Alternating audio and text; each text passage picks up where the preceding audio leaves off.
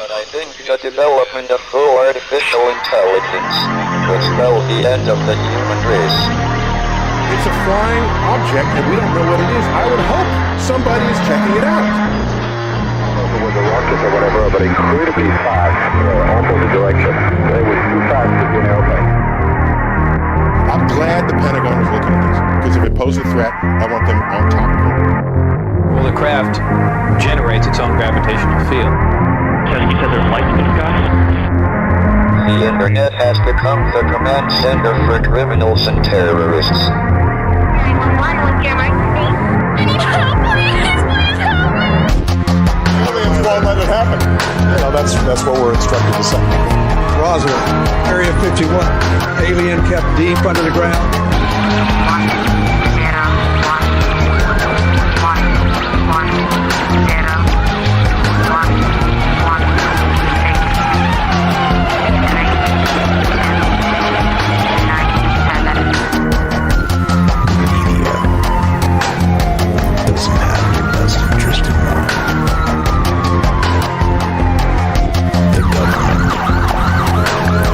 self-serving.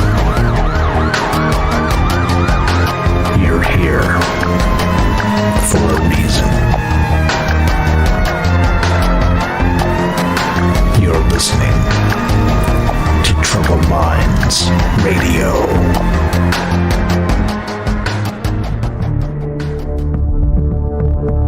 Broadcasting live from a secret bunker just off the extraterrestrial highway. Somewhere in the desert sands outside of Las Vegas. From somewhere in space-time, loosely labeled Generation X on planet Earth.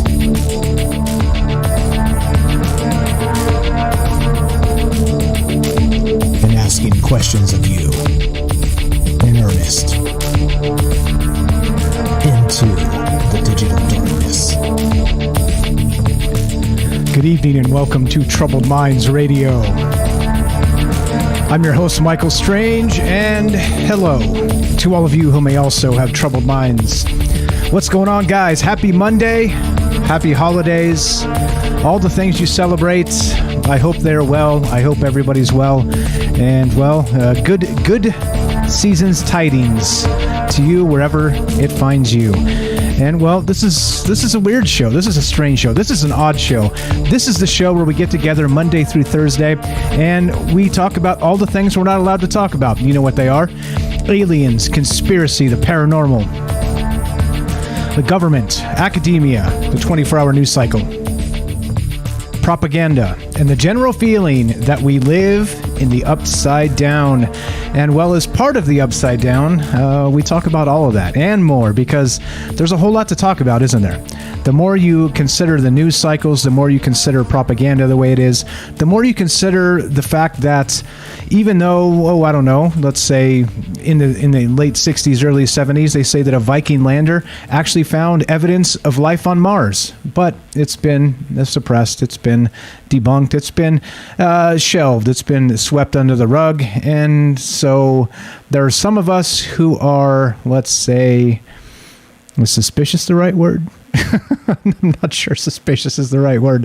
Let's just go with that. Suspicious. I think that's a good idea, especially including in the UFO community. It doesn't even matter who you ask, does it? Some people are really with the game and considering that the government has been helping us out or not for 75 years. Other propagandists will tell you that this, that, or the other thing is correct regarding UFOs and alien life. And well, me, I am just suspicious. I'm just suspicious. I don't subscribe to most people's way of thinking because, by the way, I'm an individual. Hi, I'm an individual. And I hope you are too. Just because the herd tells you to think this way or that way doesn't mean you necessarily have to. By all means, if that's your thing. But it's also one of those things where you don't have to go with the herd. Yeah, I can cite numerous quotes by all kinds of people that say exactly that. But I think it's unnecessary because we got a smart group here. We have a smart crew that is doing the thing and hanging out and considering all the possibilities. And that's what this is about. It's about considering all the possibilities. And so as we do all of that, right, we get together again Monday through Thursday, 7 p.m. Pacific, to talk about all the wild things, okay? But all the wild things tonight, well, they seem to be a mixture of wild things, which we'll get to in a moment. So hang tight for that. Before we get there, I want to tell everybody, and everybody mostly knows this, unless you're new, we have new people finding us every day, so I feel like I got to explain. No, too much, let me sum up, all right? We do this live to include you. We've always done this live to include you, and as a result, it's turned into something magnificent, something beautiful, where people come together to share their ideas, and their ideas not just on propaganda, but also on, well, philosophical speculations. And for instance, tonight we're going to be talking about the shadow biome, a shadow biosphere. And if you don't know what that is, perfect. You're in the right place. We're going to get to that. But the point of me bringing all that up is that I have no inside sources. I just read news cycles just like you do. I am a victim of the technocratic algorithmic manipulation, and I'm just trying to figure out what's right and what's true anymore. And that's what this is about. And I'm saying that because I have no inside sources, but the secret weapon of this show is you. And as a result of that, we do it live. And if you want to be part of the show tonight, it's my long-winded way of saying, well, give us a call. You can reach the show at 702-957-1037. That's 702-957-1037. Just click the Discord link at troubledminds.org. That's the official website. And Discord is a chat client, a voice client, totally free. And lots of people hanging out in that Discord around the clock, sharing ideas and just being good to each other. That's another one of the underlying themes of this show is just be good to each other. It's not that hard, even though I know all the political talking heads are telling us we should hate our neighbors. That's what they're telling us. They're telling us how dare people think differently than you, right? How dare people think differently than us? How dare they? How dare they? How dare they? Well, I think a little differently. I think that kind of like George Orwell said, well, we shouldn't really betray each other as human beings. We should want to understand, want to talk, want to consider things, want to maybe take humanity to the next level in terms of actual acceptance, actual diversity being a strength. And, well, that's what we're here to do. And if you want to be part of the show, you know how to do that. Please, troubledminds.org is the official website. Find the phone number and the Discord link there. All right. With that said, couple quick things, and then we'll get to the shadow biome. Now, we have also another Discord running at, fringe.fm/chat. See how I do that? I got all these things locked in my memory, and I struggle getting them out sometimes. Fringe.fm/chat will give you another invite to the Fringe Discord, and I'm watching all of them, watching all the things, trying to keep up with all the chat in all the places. And we are streaming. I can't see what I did. breathlessly, slow down, Mike. It's okay. We've got time. It's okay, Mike. We've got time. Slow down. All right.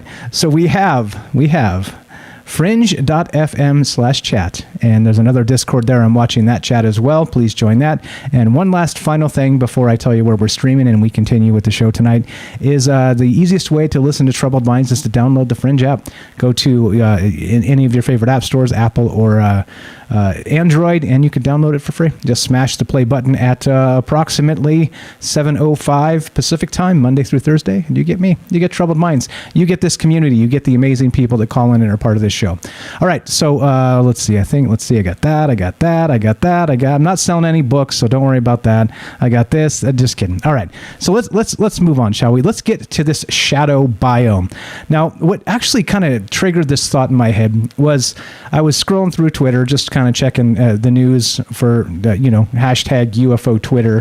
What's up, guys? UFO Twitter. Half of them hate me, half of them are perplexed by me, and like one person out there is like, yeah, troubled minds. But that's okay.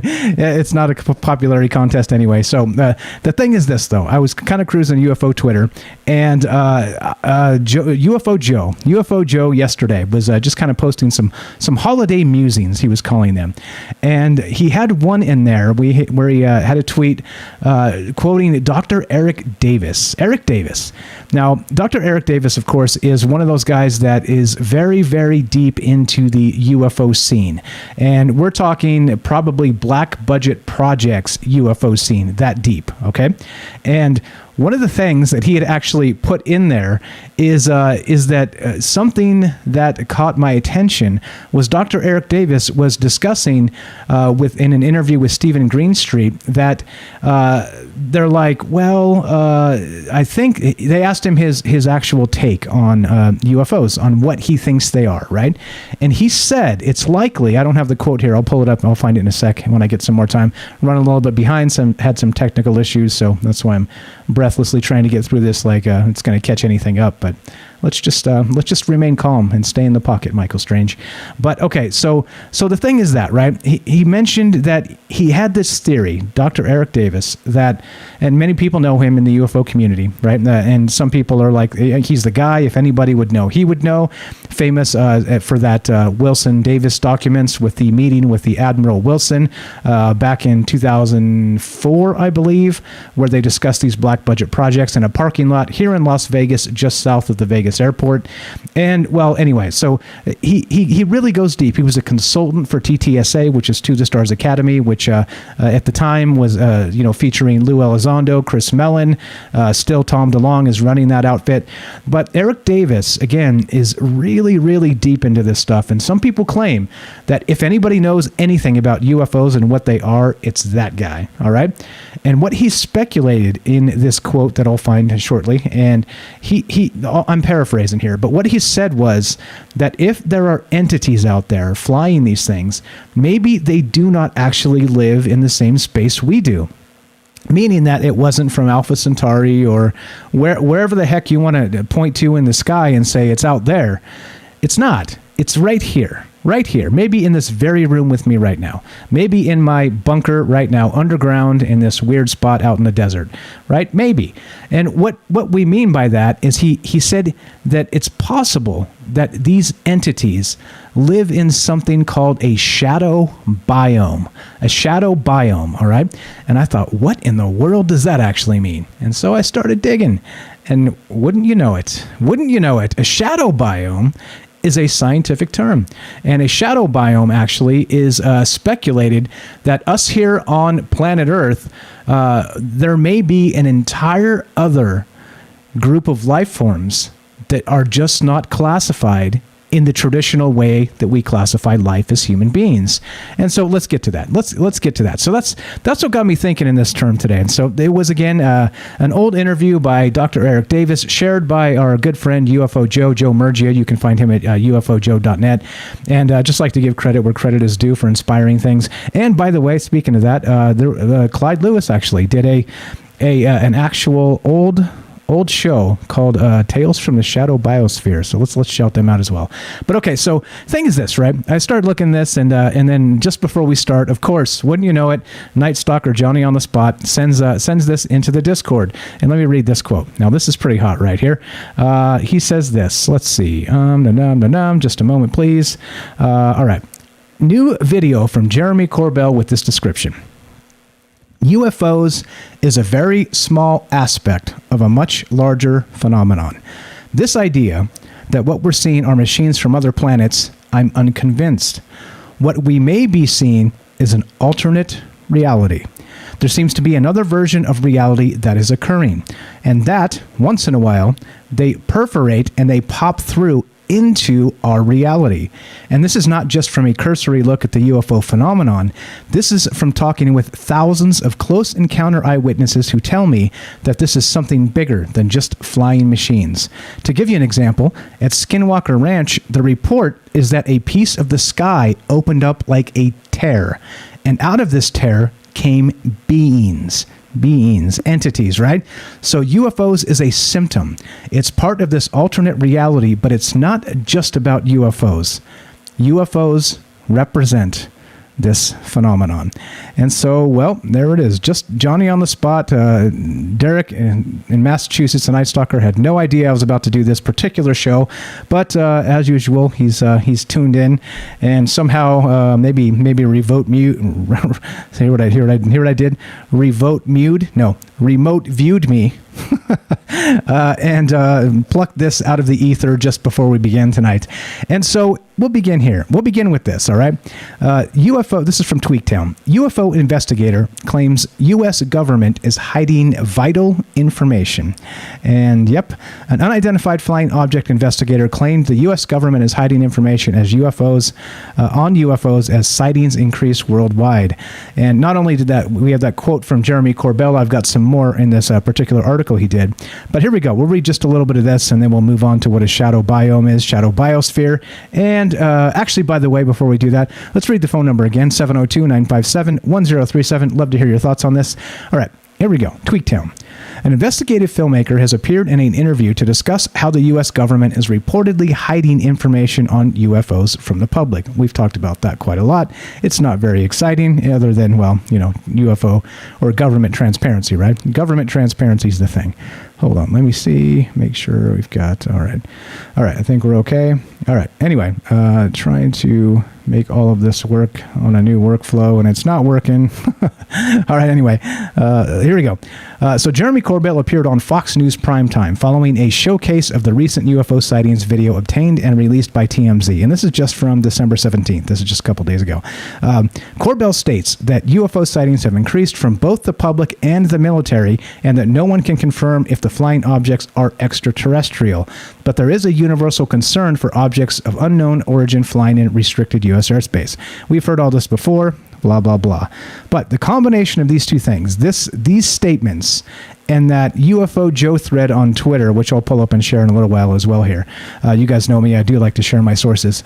And, internet sources, I don't have any insider sources. Don't get me wrong on that.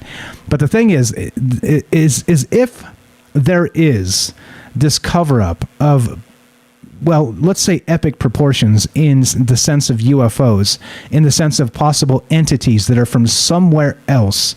Well, we keep looking up at the sky. We keep considering that the stars out there is maybe where this comes from. But what if it's not at all?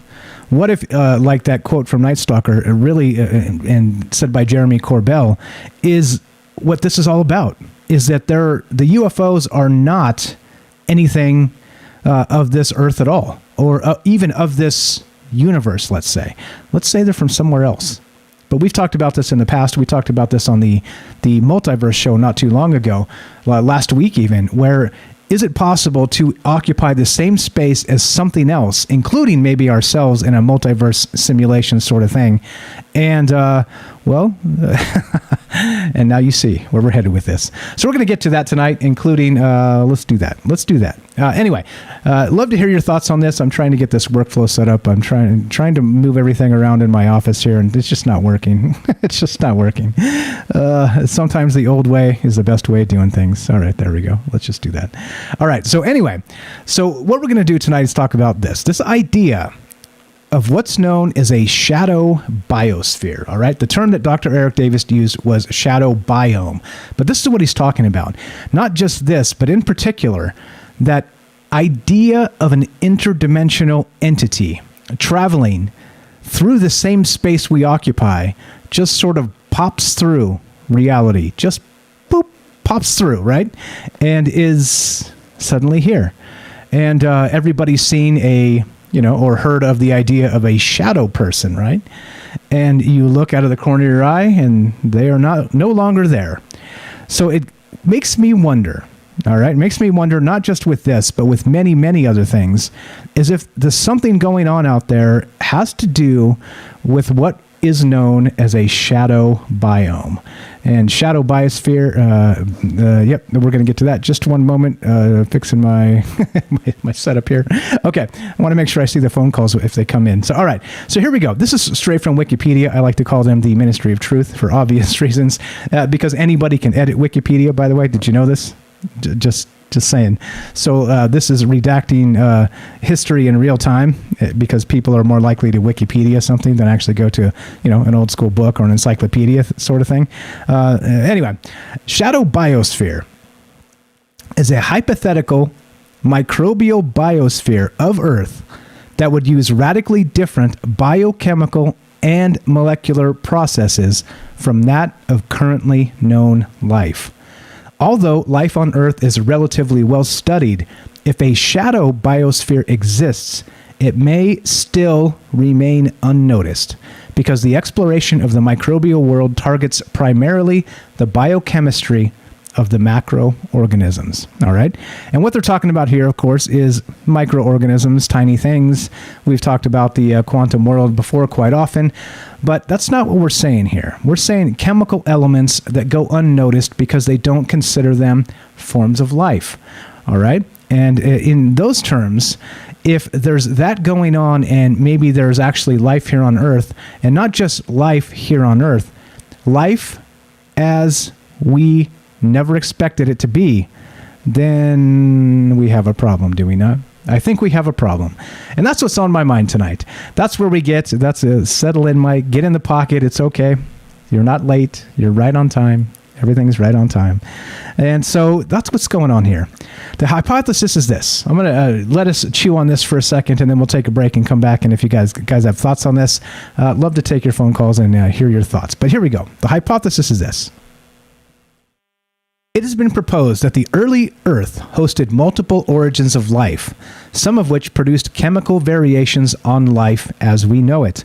Stephen A. Benner, Alonzo Ricardo, and Matthew A. Kerrigan, biochemists at the University of Florida, argued that if organisms based on RNA once existed, they might still be alive today. Unnoticed because they do not contain ribosomes, which are usually used to detect living microorganisms.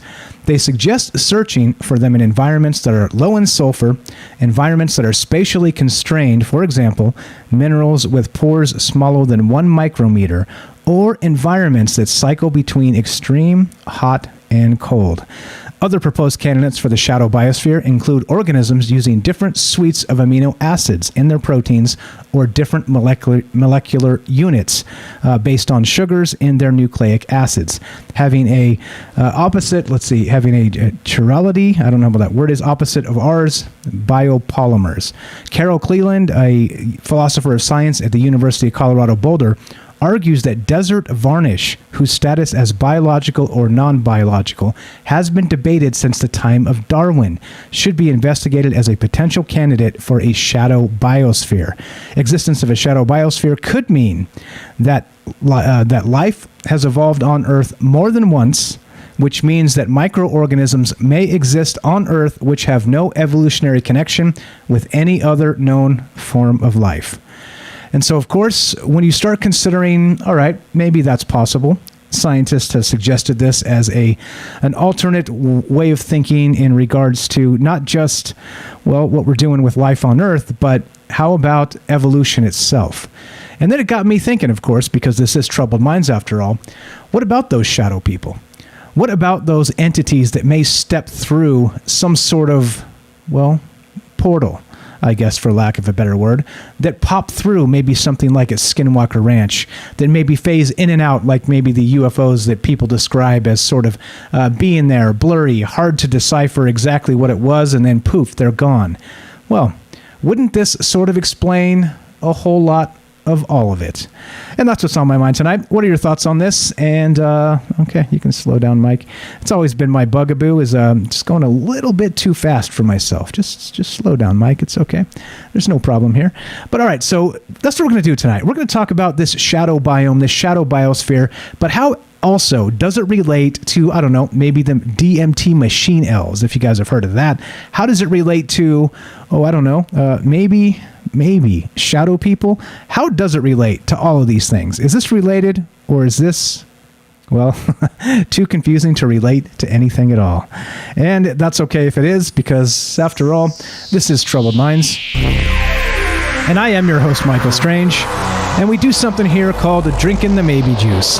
And so let's consider tonight that if there's a shadow biosphere of sorts, right here under our noses. What else might there be right here under our noses? 702-957-1037. That's 702-957-1037. This is Troubled Minds. I'm Michael Strange. Don't go anywhere. More about shadow biospheres and you when we return. Be right back.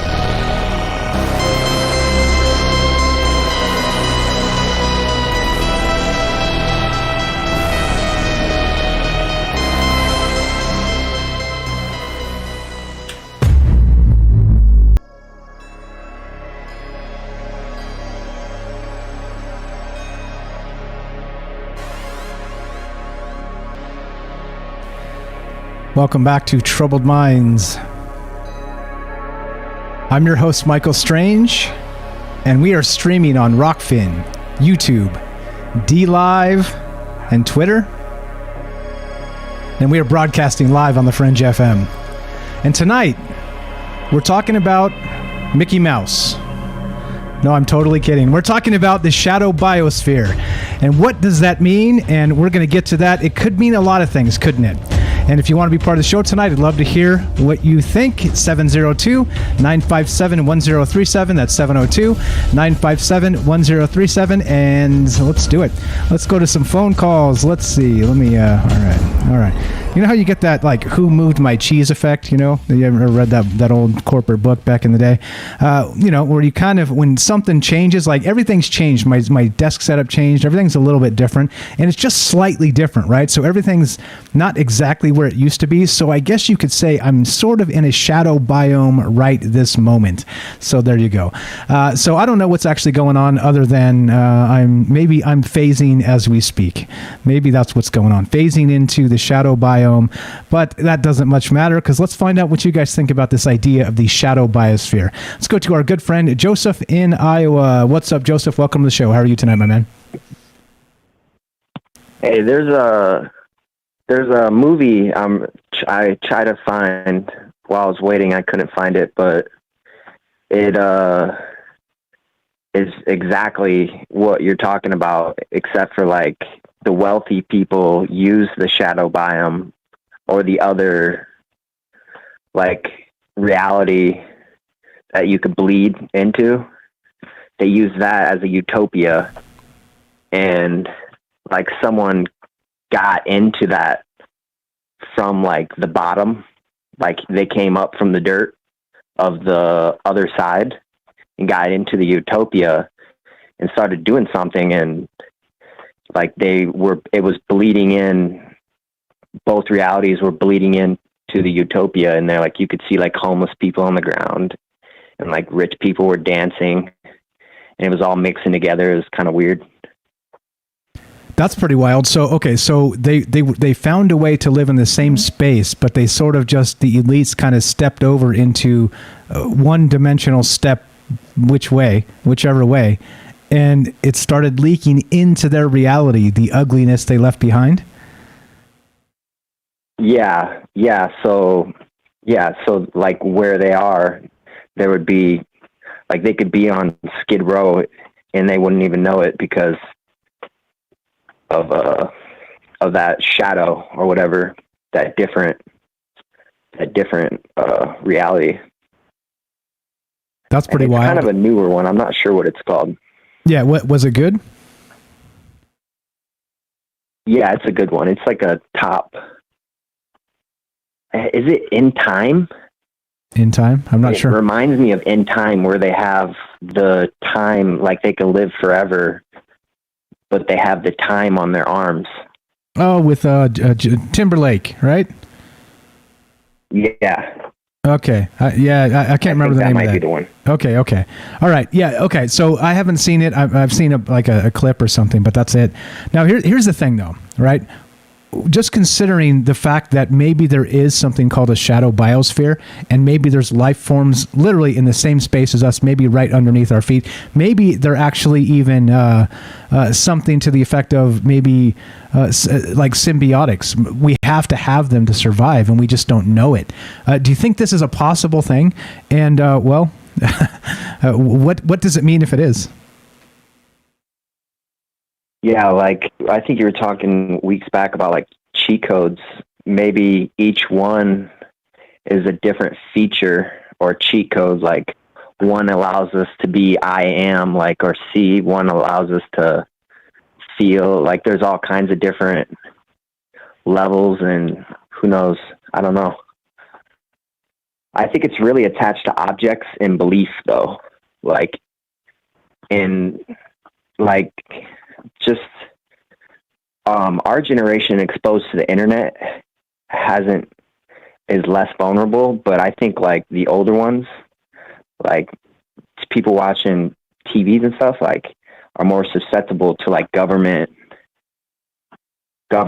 spheres, and who knows what they got going on. I'm just throwing something out. It could be more intense with the internet, though. Okay, so interesting. So you're actually talking about, so not just maybe a shadow biosphere within, like, we're talking about maybe alien life or life in a different form than we know it in the same space. You're talking about maybe sort of like a phasing of reality through propaganda, which is what we talk about on the show all the time, right? Yeah. Okay, I dig it. And I'm open to those ideas because, of course, the entire thing we do on this and why we talk about this stuff is because of all the propaganda, right? It's sort of taking a step outside of it and saying, look, there's all this other like crazy science going on out there that people should be paying attention to that they don't. And, well, Shadow Biosphere is one of those things that it's a real scientific hypothesis where they assume there is life within the same space we live in. But what does that mean? They're talking about on a microbial scale. But what if it's not? I'm sure you've heard of shadow people, right?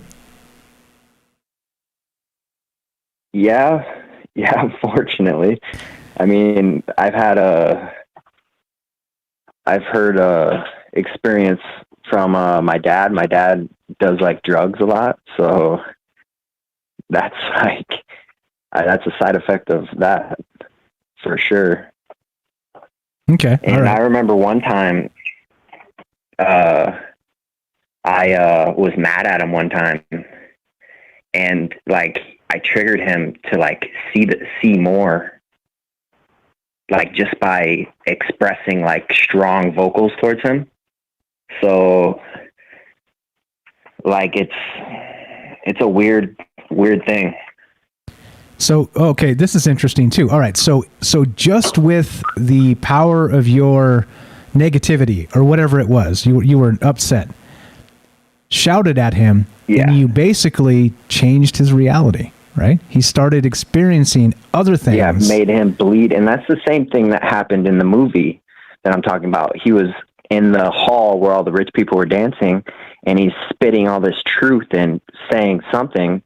And as he's doing it, it's like flashing, and you can see homeless people in the corner, and you can see people, little kids that are dirty and stuff. And that's pretty wild. That's pretty wild.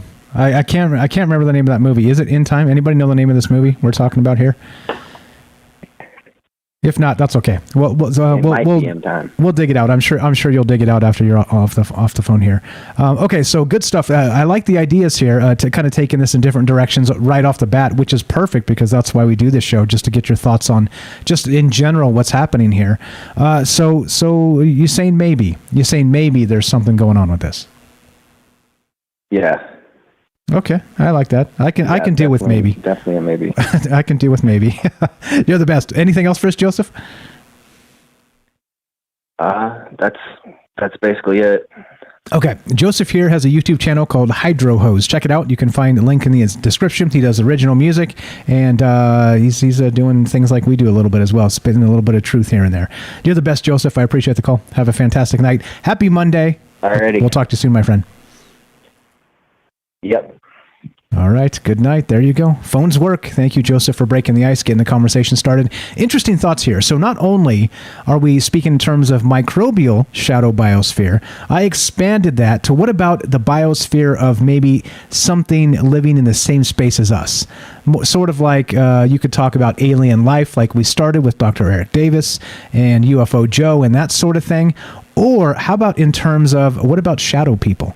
What if those are the aliens? Those are the extraterrestrials that you see out of the corner of your eye. You snap your head real quick and it was there and now it's not.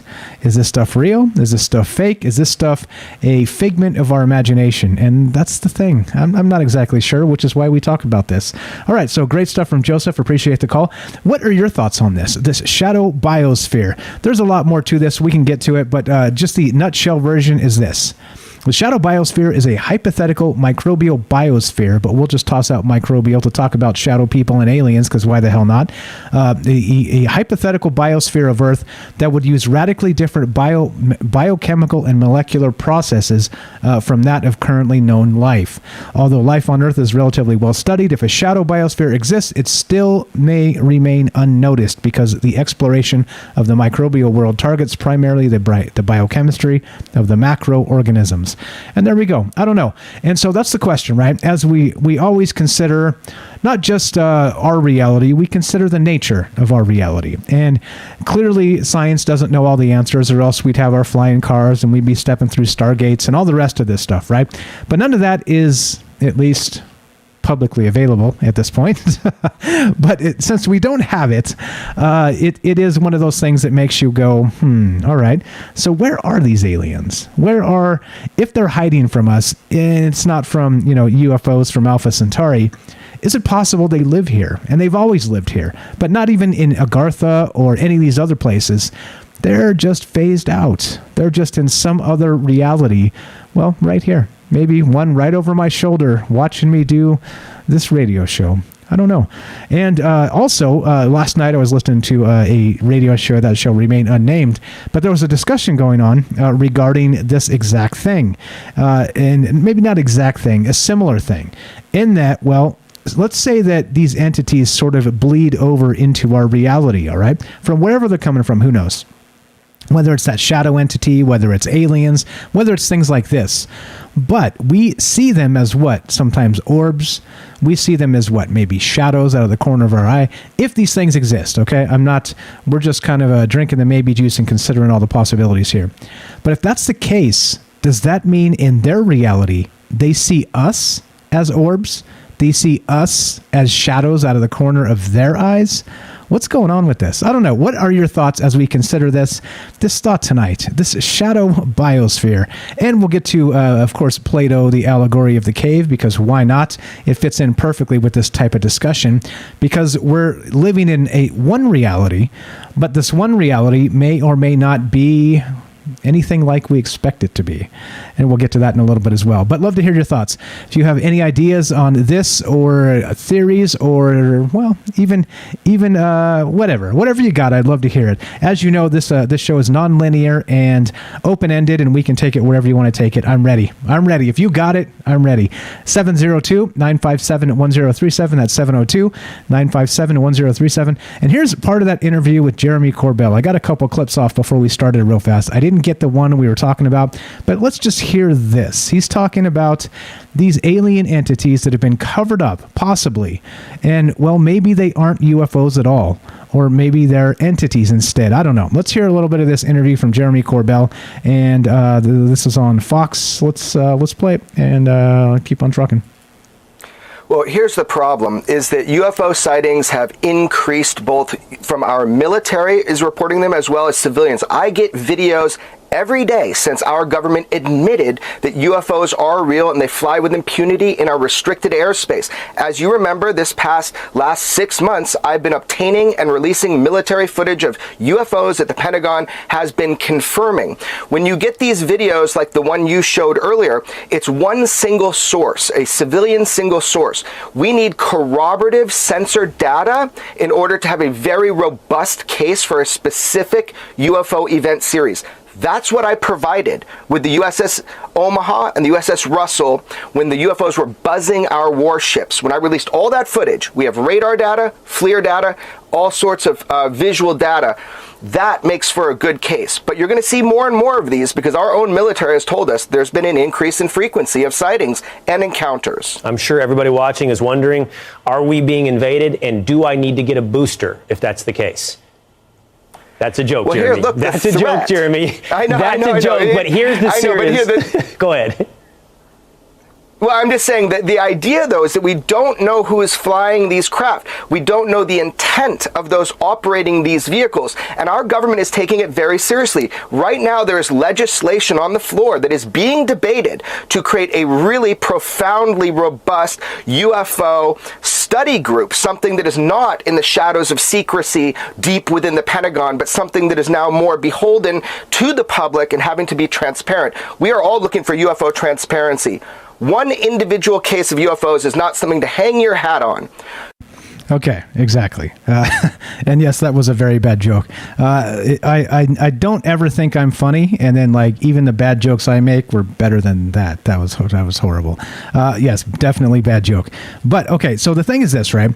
What Jeremy Corbell is describing is the idea, the whole idea here, and he's made several appearances, so we're kind of combining them into this one sort of same idea of what Dr. Eric Davis has stated in the past, that it's possible there is this weird shadow biome.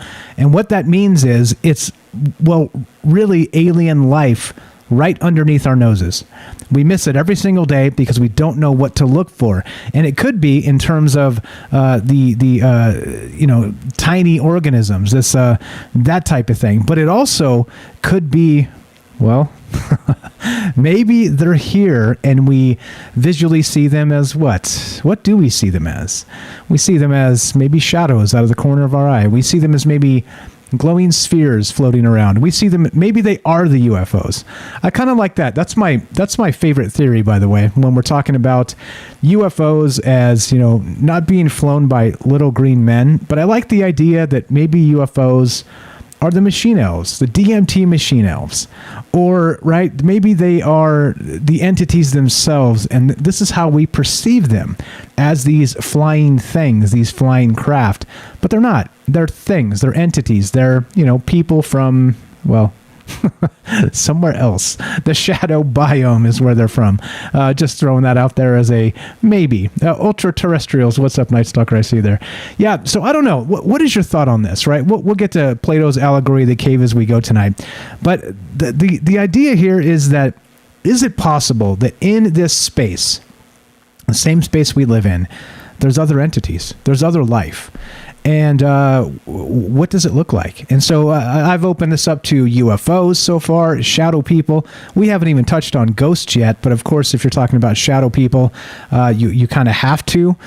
Is it all of this possible that we've talked about this in the past, is how people are pretty sloppy historically labeling all things paranormal, because you can't really, like I said, until you can put an alien and a Bigfoot in a zoo in cages next to each other, you can't really point to both and consider who's what and what's when and where's why, right? That sort of thing, until you can somehow at least maybe make contact with these things, whatever they are.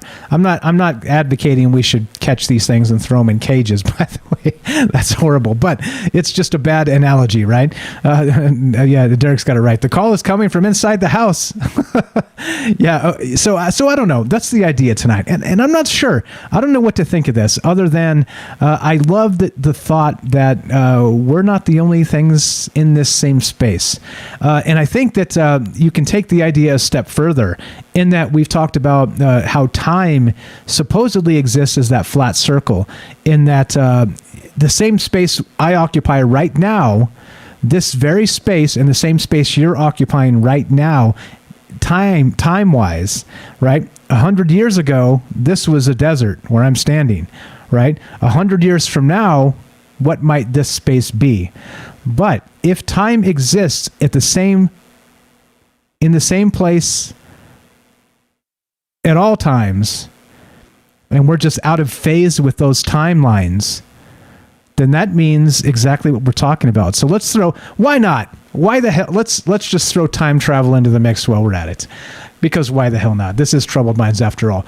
But I'm not so sure. Like all of this, I don't know where to go with it, other than it seems like this could be a whole lot of things. And I think I wouldn't be surprised personally if this was actually happening out there somewhere. Okay. Again, I'm not saying this is the way things are, etc., so on, drinking the maybe juice, maybe. But if it's not, well, then what is this? Is this just another, bad Wikipedia article? Is this just Jeremy Corbell doing Jeremy Corbell things? Is it Dr. Eric Davis doing speculating, and maybe he knows something we don't know? I don't know. And that's what this is all about. This is all about kind of parsing what people say. And let's see, where can I find this real quick? Let me find this thing. All right, there we go. Let's read just a little bit of this, and then we'll keep on trucking tonight. So I'd love to hear your thoughts. We're talking about the Shadow Biosphere. And if you want to be part of the show, 702-957-1037. If you're on the Discord, just let me know. I'm trying to watch the other things here. And let's see. All right. Okay. Yeah. I'll stop muting myself, by the way. I see you guys over there on Rockfin. Okay. So science.org has it this way. Shadow Biosphere might be hiding a strange life right under our noses, right? Scientists say we have been too myopic in the search for non-traditional life forms. And I think that's the question here. That's the whole idea, is that what is a non-traditional life form? And how far does this span? I think that's the question, right? So listen to this. This is pretty wild.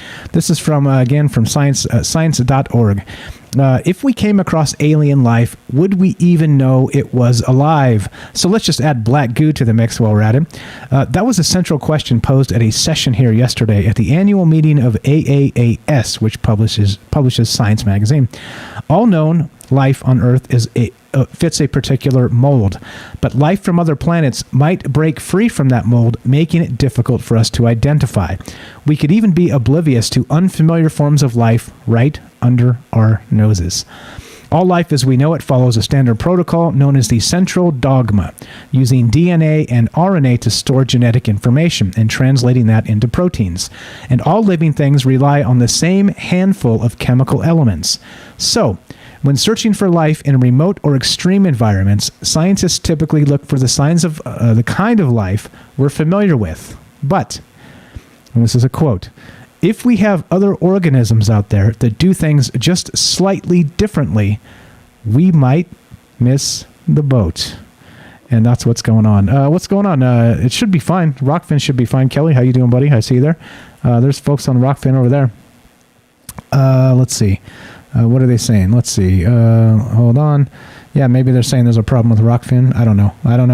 Unfortunately, I can't fix those things right this moment because, well, I'm only me. What's up, Kelly? Thanks for letting me know that's broken. So, okay. So anyway, just to boil this down, so to take it a step further, so clearly we're talking about microbial life. We're talking about different elements of the composition of life, not DNA, RNA, other things, other actual chemical elements and compounds that create other complex forms of life.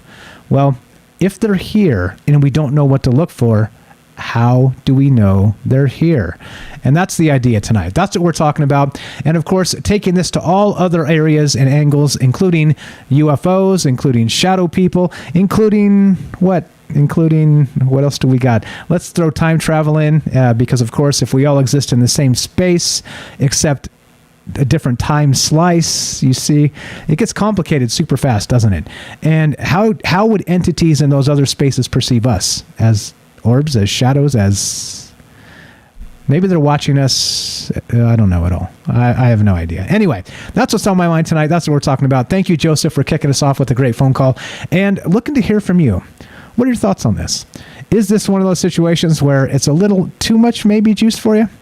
Or is this, well, just the right amount of maybe juice? You tell me.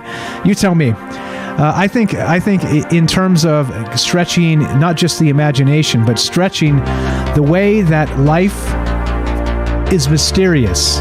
We've talked about the octopus recently, talked about in the news show the elephant, talking about what life will step in to take over for humans once we've, well, extincted ourselves.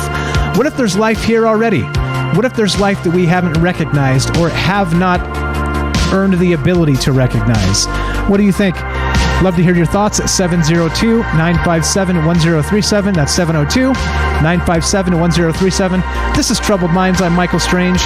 More of the Shadow Biosphere, aliens, shadow people, and you when we return. Be right back.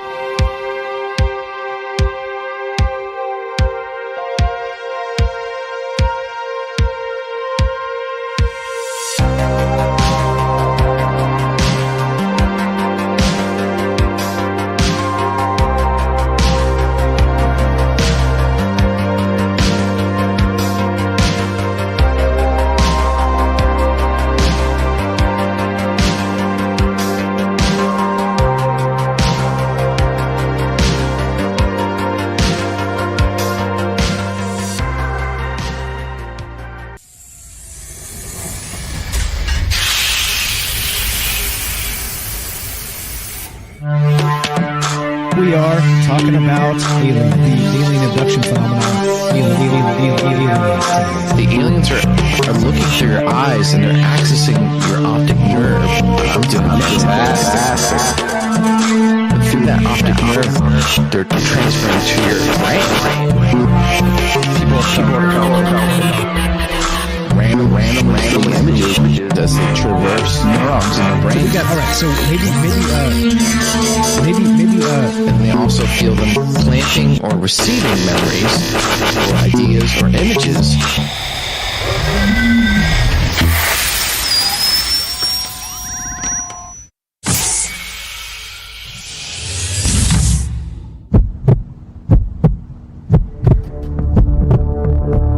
Broadcasting live from a secret bunker just off the extraterrestrial highway.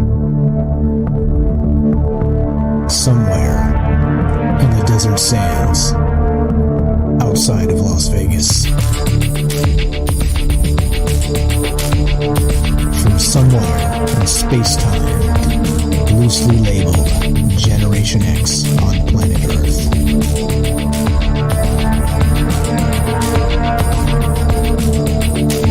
And asking questions of you in earnest into the digital darkness. good evening and welcome to Troubled Minds Radio. I'm your host, Michael Strange, and hello to all of you who may also have troubled minds. This show is live. We do it Monday, Tuesday, Wednesday, Thursday at 7 p.m. Pacific. And what exactly is it we do? Well, we talk about all the things you're not allowed to talk about. And what are those things? Aliens, conspiracy, the paranormal, the government, academia, the 24-hour news cycle, propaganda, and the general feeling that we live in the upside down.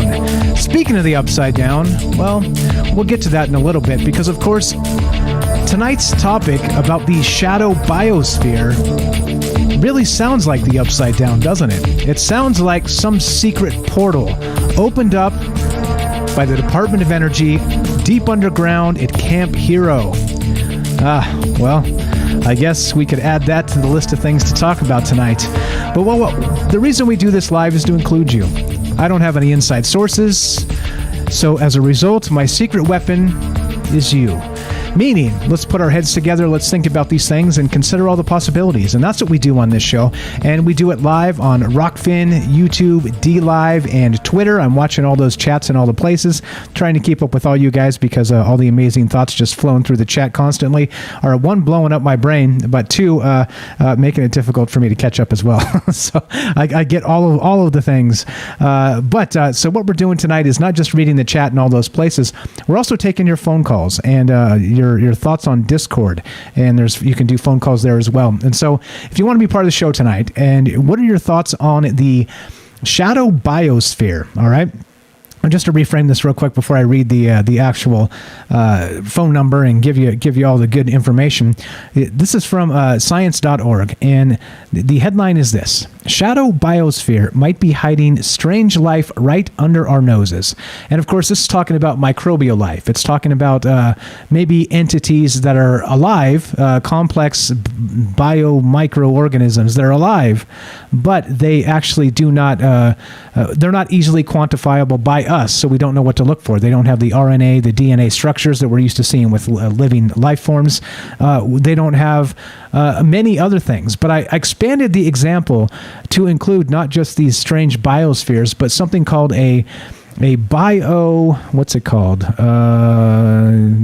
come to me. But I'll get to it in a sec. That's Dr. Eric Davis and his quote. But the point is this. If you take this right here and you say, okay, if life is existing right under our noses all the time, is it possible that also, not just here physically on Earth, that life is existing under our noses in sort of a strange dimensional or time slip flux sort of situation, which makes the nature of reality extremely murky, all right? That's the question tonight. And so what is all this? And so I've equated this to maybe UFOs, to maybe seeing orbs in the sky, or maybe orbs fly through walls and into your room, things like this. People see this stuff all the time. Maybe equating this to shadow people. where out of the corner of your eye you see something that you looked real fast and it was there, but now it's not? Is that a trick of the brain? Is it us playing our imagination playing a trick on ourselves? Things like this. What happens if you expand it to not just, well, this shadow biosphere is hiding life right here, possibly on Earth with us? What about an expanded shadow biosphere where we're talking about, well, those time slips? We're talking about maybe dimensional happenings, left, right, up, down, sideways, and in the upside down. And that's what we're talking about tonight. So as we consider all these things, do you think any of this is related? Or do you think damn it, Michael Strange, you've stretched too far this time. You've gone too far, my friend. That would be okay, because I've been accused of way worse, and that's totally fine. But, so, like I said before, the whole secret to this show, the secret weapon of this show, is you. So I'd love to hear your thoughts. If you have an idea of what this shadow biosphere, the shadow biome, that was the term I was looking for, might actually be, do you think it expands greater than just this? And I'll read a little bit from this article to give you an idea what I'm talking about. But do you think it expands further? That's the question. And if you want to be part of the show, 702-957-1037. And yes, a happy 50th birthday to our good Liam Martin out there. What's up, buddy? Yes, Barb says over on Rockfin, like tuning in and out of a radio station or TV channel. And I think that's a good way to put it. Maybe the life is phasing in and out. What if in a microbial sense, these shadow biospheres actually are also phasing in and out of our reality at the same damn time? I think it's a little bit nuts. I don't know. If you ask me, I don't know what to think, because there's too much maybe juice sometimes for even me. And I'm the first guy to ever drink maybe juice. I think that's the thing. But anyway, at least the maybe juice trademark maybe juice. I'm just kidding. Totally just kidding. All right. So Derek says he's in the queue. So let's go to our good friend Derek, the Night Stalker. Derek in Massachusetts. Welcome to the show. Thanks for hanging out. How are you, my friend?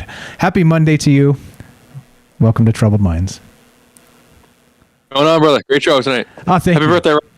Happy birthday, Rohan. Absolutely. A little bit all over the place, but I'm hoping you could maybe snap this into a little bit of focus here for us. I mean, I might go a little. I've been drinking my maybe juice too over here, so I'll probably go just all over the place as you are right now.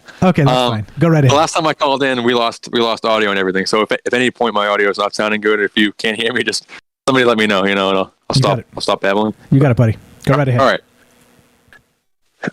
I just took a couple just keyword notes just to kind of make sure I remember all these things as you're talking about it. But when I first started tuning in, you were talking about things that are kind of like potentially here to maybe balance us out, or even maybe like feed off of us in some way. That like it put an image of like the remora fish that kind of like swim underneath sharks and collect all the food that they like, the kind of the scraps from the food that they eat and stuff. So it makes me think that whatever type of energy humans are giving off, there's bound to be something that feeds on that we're maybe just not aware of. We might like catch peeks of, we might like catch like glimpses of at the corner of our eye or something like that, but might not be aware. And some of these things might actually become bigger and bigger until they're a problem for us. But for all we know, we could just all have these things that are just kind of swimming around in this shadow biosphere, this whatever this thing is that's just outside our perception or something like that.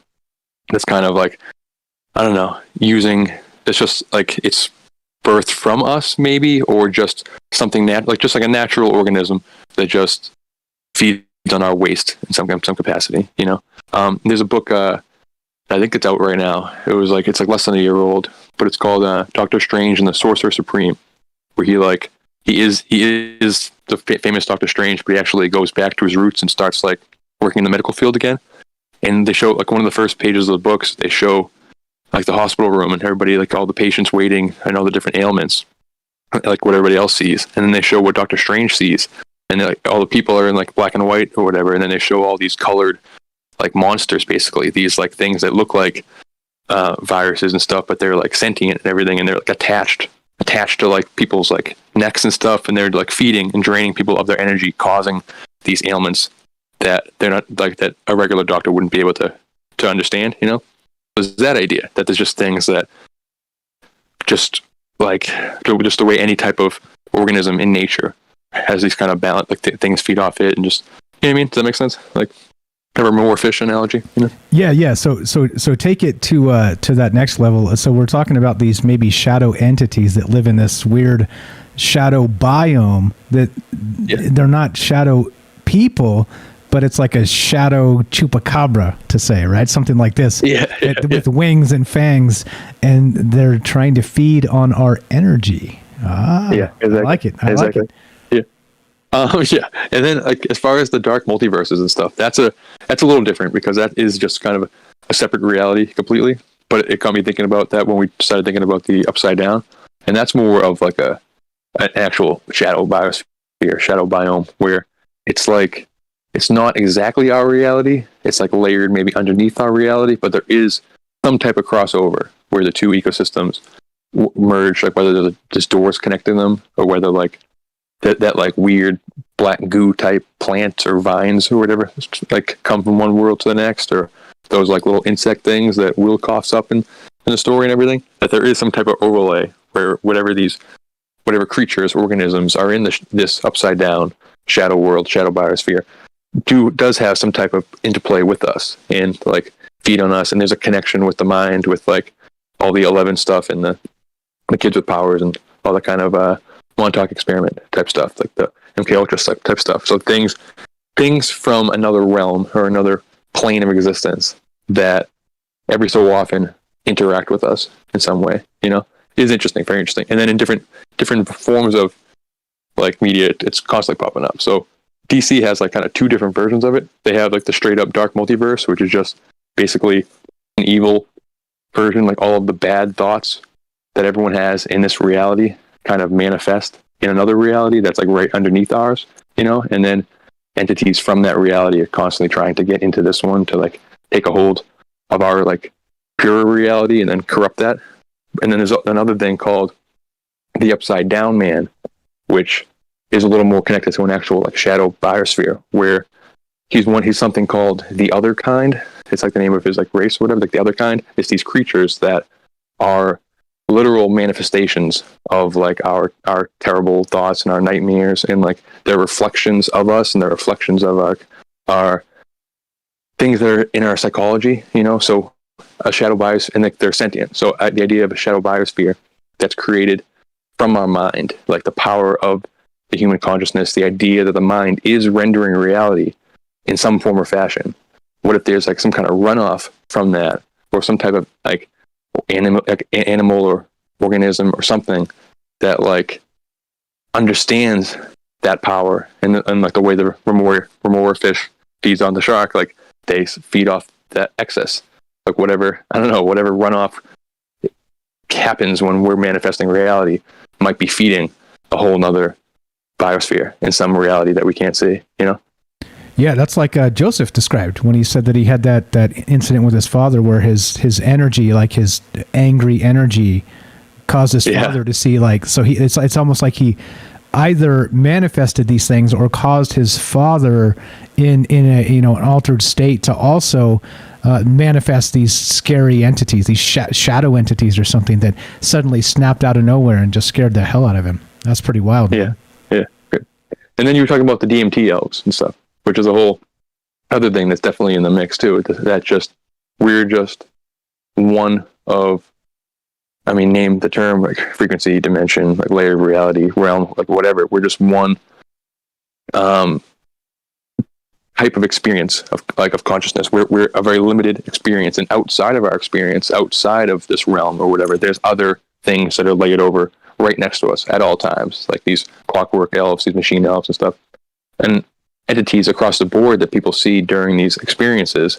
There seems to be like a journeying into another realm type a flavor to it, but for the most part, what they're noticing is that these things are kind of like always tinkering, always doing their function, and then when we notice them, they seem to be surprised by us, which makes it seem that like we're always kind of, I don't know if they can always see us. It's like sometimes you get the "you're not supposed to be here" type thing, which makes it seem like we're in a foreign land. But a lot of times it's just like, whoa, he actually is looking at me. He or she is actually like noticing me, which doesn't usually happen, which gives me the idea that maybe they are aware of us and they know that we can't see them. and when we do, it's like shocking for them. So that's like, I don't know, which is a really, really fascinating idea, and it just seems to be true. I resonate pretty closely with that. The idea that what we experience as reality is just a tiniest sliver of what's actually there, and we understand that, but we can't be aware of the things we're unaware of. So we just know that we're not aware of them, basically.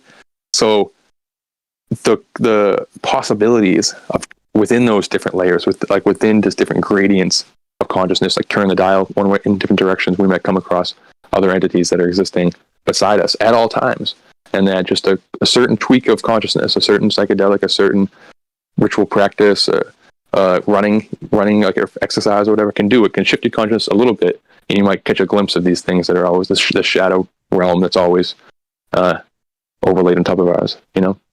And then you get into like, sorry, go ahead. You go. Sorry. Nope, go right ahead.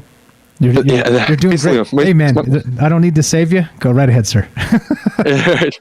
Then the idea of outside of like the DMT elves and stuff, just flat out elves and like fae folk and like elementals and like different things that might exist.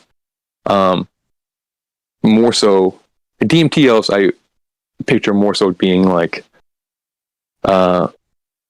it's something needs to be done to consciousness to see them. Where elves and fae folk and like these ultra terrestrial type things seem to be always interacting with us no matter what, and like different people can are heightened maybe and can perceive them better, but whether we were aware of them or not, they're doing their thing, and they're like maybe more natural to this planet. Like something like an elemental is maybe more.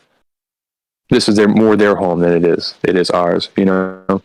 So we're almost like their shadow biosphere in some connotation, you know, like that's what's natural to the planet. And then the idea that maybe I don't know, they might look at us the same way. Like a tree on some level of its consciousness might perceive us as like, oh, what's this like weird parasite that's running amok and creating technology and doing what it's doing, you know, like it's not even aware that we're right here, you know, which is interesting, you know. So just that whole ultra terrestrial idea. And then like this is like the weirdest part. But we talked about it in the voice chat the other day, like the whole sky jellyfish thing. These like, it's a kind of a small, it's like a untapped unexplored rabbit hole. It's kind of tough to find stuff online, but people are seeing these like and photographing and all kinds of stuff. These things that look like giant amoebas in the sky almost, and they're like just kind of, they almost like blend in with the sky, but people can kind of just see them, catch glimpses of them. They're very similar to like almost these giant rods people are seeing in the sky, kind of like these orb type things, but they're almost like giant jellyfish. And the idea that what if there is some type of firmament. I'm not saying like we're living in a flat earth and there's a dome, but I'm saying what if there is type of some magnetic field or something that traps in like the building blocks of life, and they're all kind of like building up in the upper atmosphere that would create a literal other biosphere in the sky that maybe people are seeing sometimes, you know? I can't believe I haven't mentioned Corbell at all this whole time, but yeah, that whole thing, I'm just fascinated by him talking about that. I've been waiting for him to mention like there's something weirder going on with these UFOs, because he has had in like interviews with more spiritual people, he has talked about the fact that he thinks that these things that people are summoning, these UFOs, this like CE5 stuff that his friends from like his childhood are with him are summoning, that they might have some, they might be more like a fae folk, a fairy thing, an ultra terrestrial. He's not, I don't think he's convinced that they're actually from space, which brings in this: what if they're from here, or what if they're always here, or if they're just from another realm and they're popping in and out and stuff. I don't know. I'm rambling. I'm afraid of somebody behind me, so I'm gonna. No, you're fine. You're fine. I don't know. There's no hurry. Nobody's behind you. A couple thoughts there. You got a couple of actually Lord of the Rings references. So that actual, like you said, the maybe the trees consider us some sort of parasitic something, like creating technology, spoiling the water, that whole bit, right? And we got in Lord of the Rings these things called the treants or ents, right? And so, well, is a tree conscious? Is that actually the shadow biosphere that we don't even know anything about? Even just animism, the idea of animism alone, like a tree, under that, like everything is. So like a tree, Gordon White said this like one time, this is like 7 years ago I heard this, he's like, what if a tree is something so ancient, way older than us, much more wise than us. But what we're seeing is just like 0.1% of what it really is. We're just seeing the little tip of the iceberg that crosses over with our 3D plane, or our physical reality. But what it truly is something much different. And that could be the case with everything in our world. Like what we're seeing is like just the tip of the spear for everything, just like the 3D, I don't know, kind of the 3D version of everything, but just outside of that, some layer on top of that or beneath that or something exists its true form, and that might be where the action actually is, and that shadow biosphere, there might be, if we kind of can get a glimpse into what's going on there, we might have a lot of answers to these questions of like, why is these things happening? Why does everything seem so weird? Like these trickster like things that happen, like why does the weirdness of it seem baked into all these things? It could be because what's truly happening is actually going on in this like shadow biosphere, and it might make more sense there. I don't know.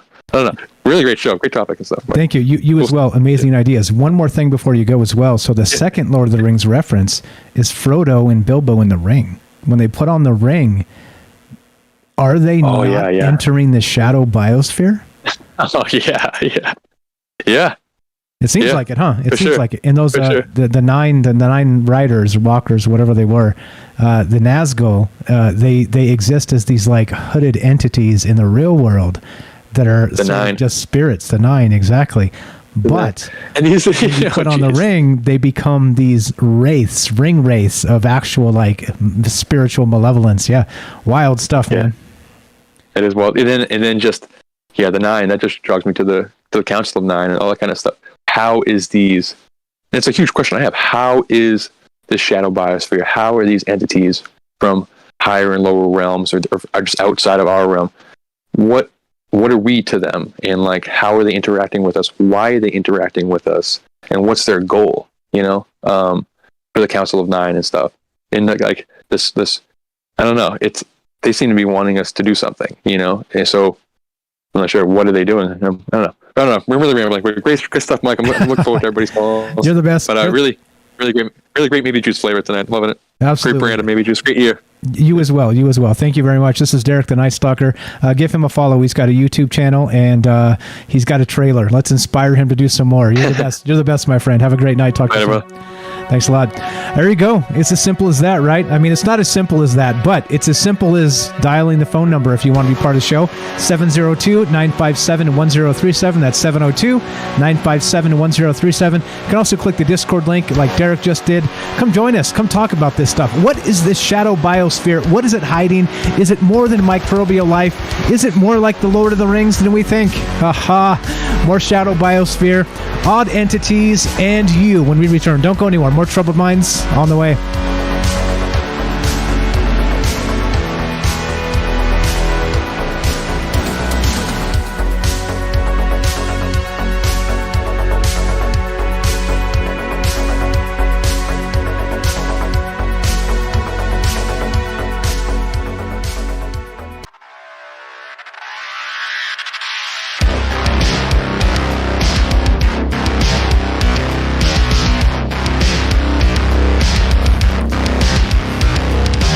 Welcome back to Troubled Minds. I'm your host, Michael Strange, and we are streaming on Rockfin, YouTube, DLive, and Twitter, and we are broadcasting live on the Fringe FM. And we're taking your phone calls tonight as we talk about a mysterious shadow biome.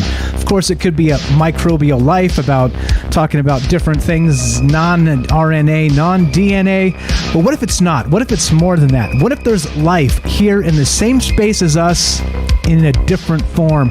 We're talking about maybe UFOs. We're talking about shadow people. We're talking now about Lord of the Rings and putting on the one ring and meeting the nine, the Nazgul. I don't know. You tell me. What is this all about? Love to hear your thoughts if you want to be part of the show. 702-957-1037. That's 702-957-1037. Let's do it. Let's keep on trucking. Lots to consider here, right? There's as always, right? You would expect when Derek shows up and starts throwing out all the different different angles. I'm like, oh God, no, I'm not. I'm like, yes, this is what I was talking about. Somebody to explain it better than I do. And then there we go. Now we're talking. Now I feel like I'm not totally insane. All right. So we're going to go to our good friend here, Daryl, in just a sec. Doombot 9000 says, does a photon cast a shadow? If so, does that shadow cast its own shadow? That's a good question. Speaking of the maybe juice, you tell me. All right, let's go to our good friend Daryl in New York. Welcome to the show. Are you there, Daryl? Test 1, 2. Here I am. Welcome to Troubled Minds. How are you tonight? Thank you. Doing good. What a great topic. So interesting. I was thinking about two things. One of them was I was talking once on a show with Lori and Fenton. She had this idea at the time, but I think she's changed that idea since, because she wrote a book about it. She was saying that she thought that the shadow people were remote viewers that were spying on you, and they visited targeted people, but that was like a paranoia aspect or point of view. Since then, she's actually written a book, and I just found it. She wrote a story about them. She says they're a race of humanoid figures, and they have various degrees of gray colors. In any case, they have these laws. They should be avoid discovery by humans. They do not steal or commit crimes, especially involving humans. They do not injure any human or other shadow people. They stay hidden in daylight. They assist other shadow people, and they obey the riders and the laws. Now, the riders, most of them the shadow people are nomads, but they obey these riders or their police force. And the riders mainly prevent humans from discovering the shadow people, but also reinforce the laws.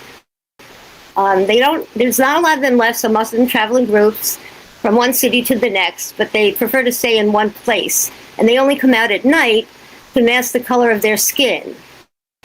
And they dissolve into shadows. They're not fond of bright light, so they stick to the shadows where they can blend in and disappear. So maybe we've seen her shadow people. And I kind of take some of the things she says seriously because she speaks to a lot of experiencers. And she takes experiencers kind of seriously when they have a lot in common. And she puts a lot of dots together. So I just wanted to bring that up. Lori and Fenton, she also has a podcast on another station, Revolution Radio, it's called. And, okay, great. I've heard of her. So just a thought on that remote viewers watching us.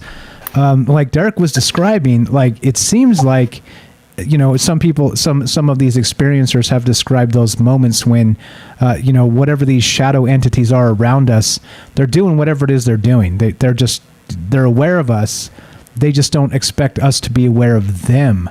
So I wonder then, regarding that remote viewing thing, would we notice a remote viewer? Would it be out of the corner of your eye? I don't know if it's I don't know about paranoid. I guess maybe people call. I call incessantly watching Fox News and CNN paranoid. But but what am I? What do I know? But I'm just saying. I don't know. I think it doesn't sound like a terrible notion there. But yeah, good stuff. I haven't. Do you know what the name of that book is? What her actually book is? I'm not sure. Let me just see. I remembered we had a conversation about it, and it was during my Morgellon period. Anyway, she was saying a lot of people that are targeted, or they thought Morgellons people were targeted, and they were being watched, and they felt like they were being watched. It's called The Shadow People. It's a story by Lori and Story Wright. Okay, all right. Story Wright. It's storywright.com. The Shadow People by Lorian. Yeah. Okay.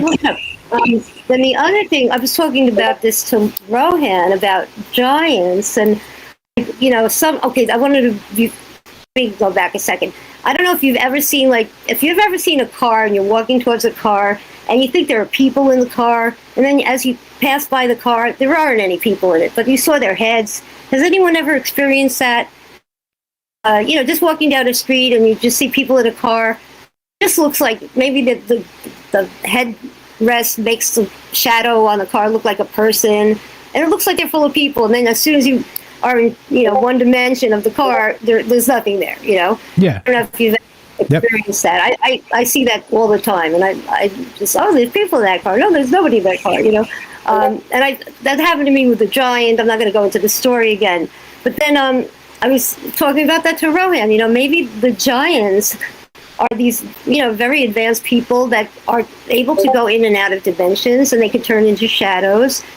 And they are very, you know, advanced as far as the mental, you know, capabilities. And maybe we were once maybe that advanced, or maybe there are wizards that are that advanced. Like Rohan talks about, you know, there are several people at that wizard level, or that, I don't know if I'm calling it the wrong word, wizard level, that are capable of doing, you know, flying or doing extra, you know, paranormal sort of things or supernatural things that we consider supernatural, but maybe they know the law of physics. They know how to go in and out of dimensions, and maybe it's something we're just going to have to learn one day. And we're, you know, more advanced, you know, consciously, when we expand our minds a little more, we might be able to go into that shadow dimension. Or, you know, who knows if we can traverse dimensions, if it's a dimensional thing. That's what I'm thinking, you know, that's where I'm going with that. And maybe those giants are still around, and they can go in and out of portals and dimensions with their minds, because I think they are around. I think I've seen them. I'm pretty sure I saw a flesh and blood one, let alone, you know, their shadows are definitely abundant at night, shadowing against the New York City skyline and in the water, in the river. Definitely can make out shadows of people, you know, don't know what it's a reflection of, but it certainly has an illusion of large people in my city. If they like to hang around the cities and, you know, by the rivers, maybe that's, you know, their hangout. Yeah, that's right. where they hide. And it's left to us to figure out what the hell's going on around us, per usual, right?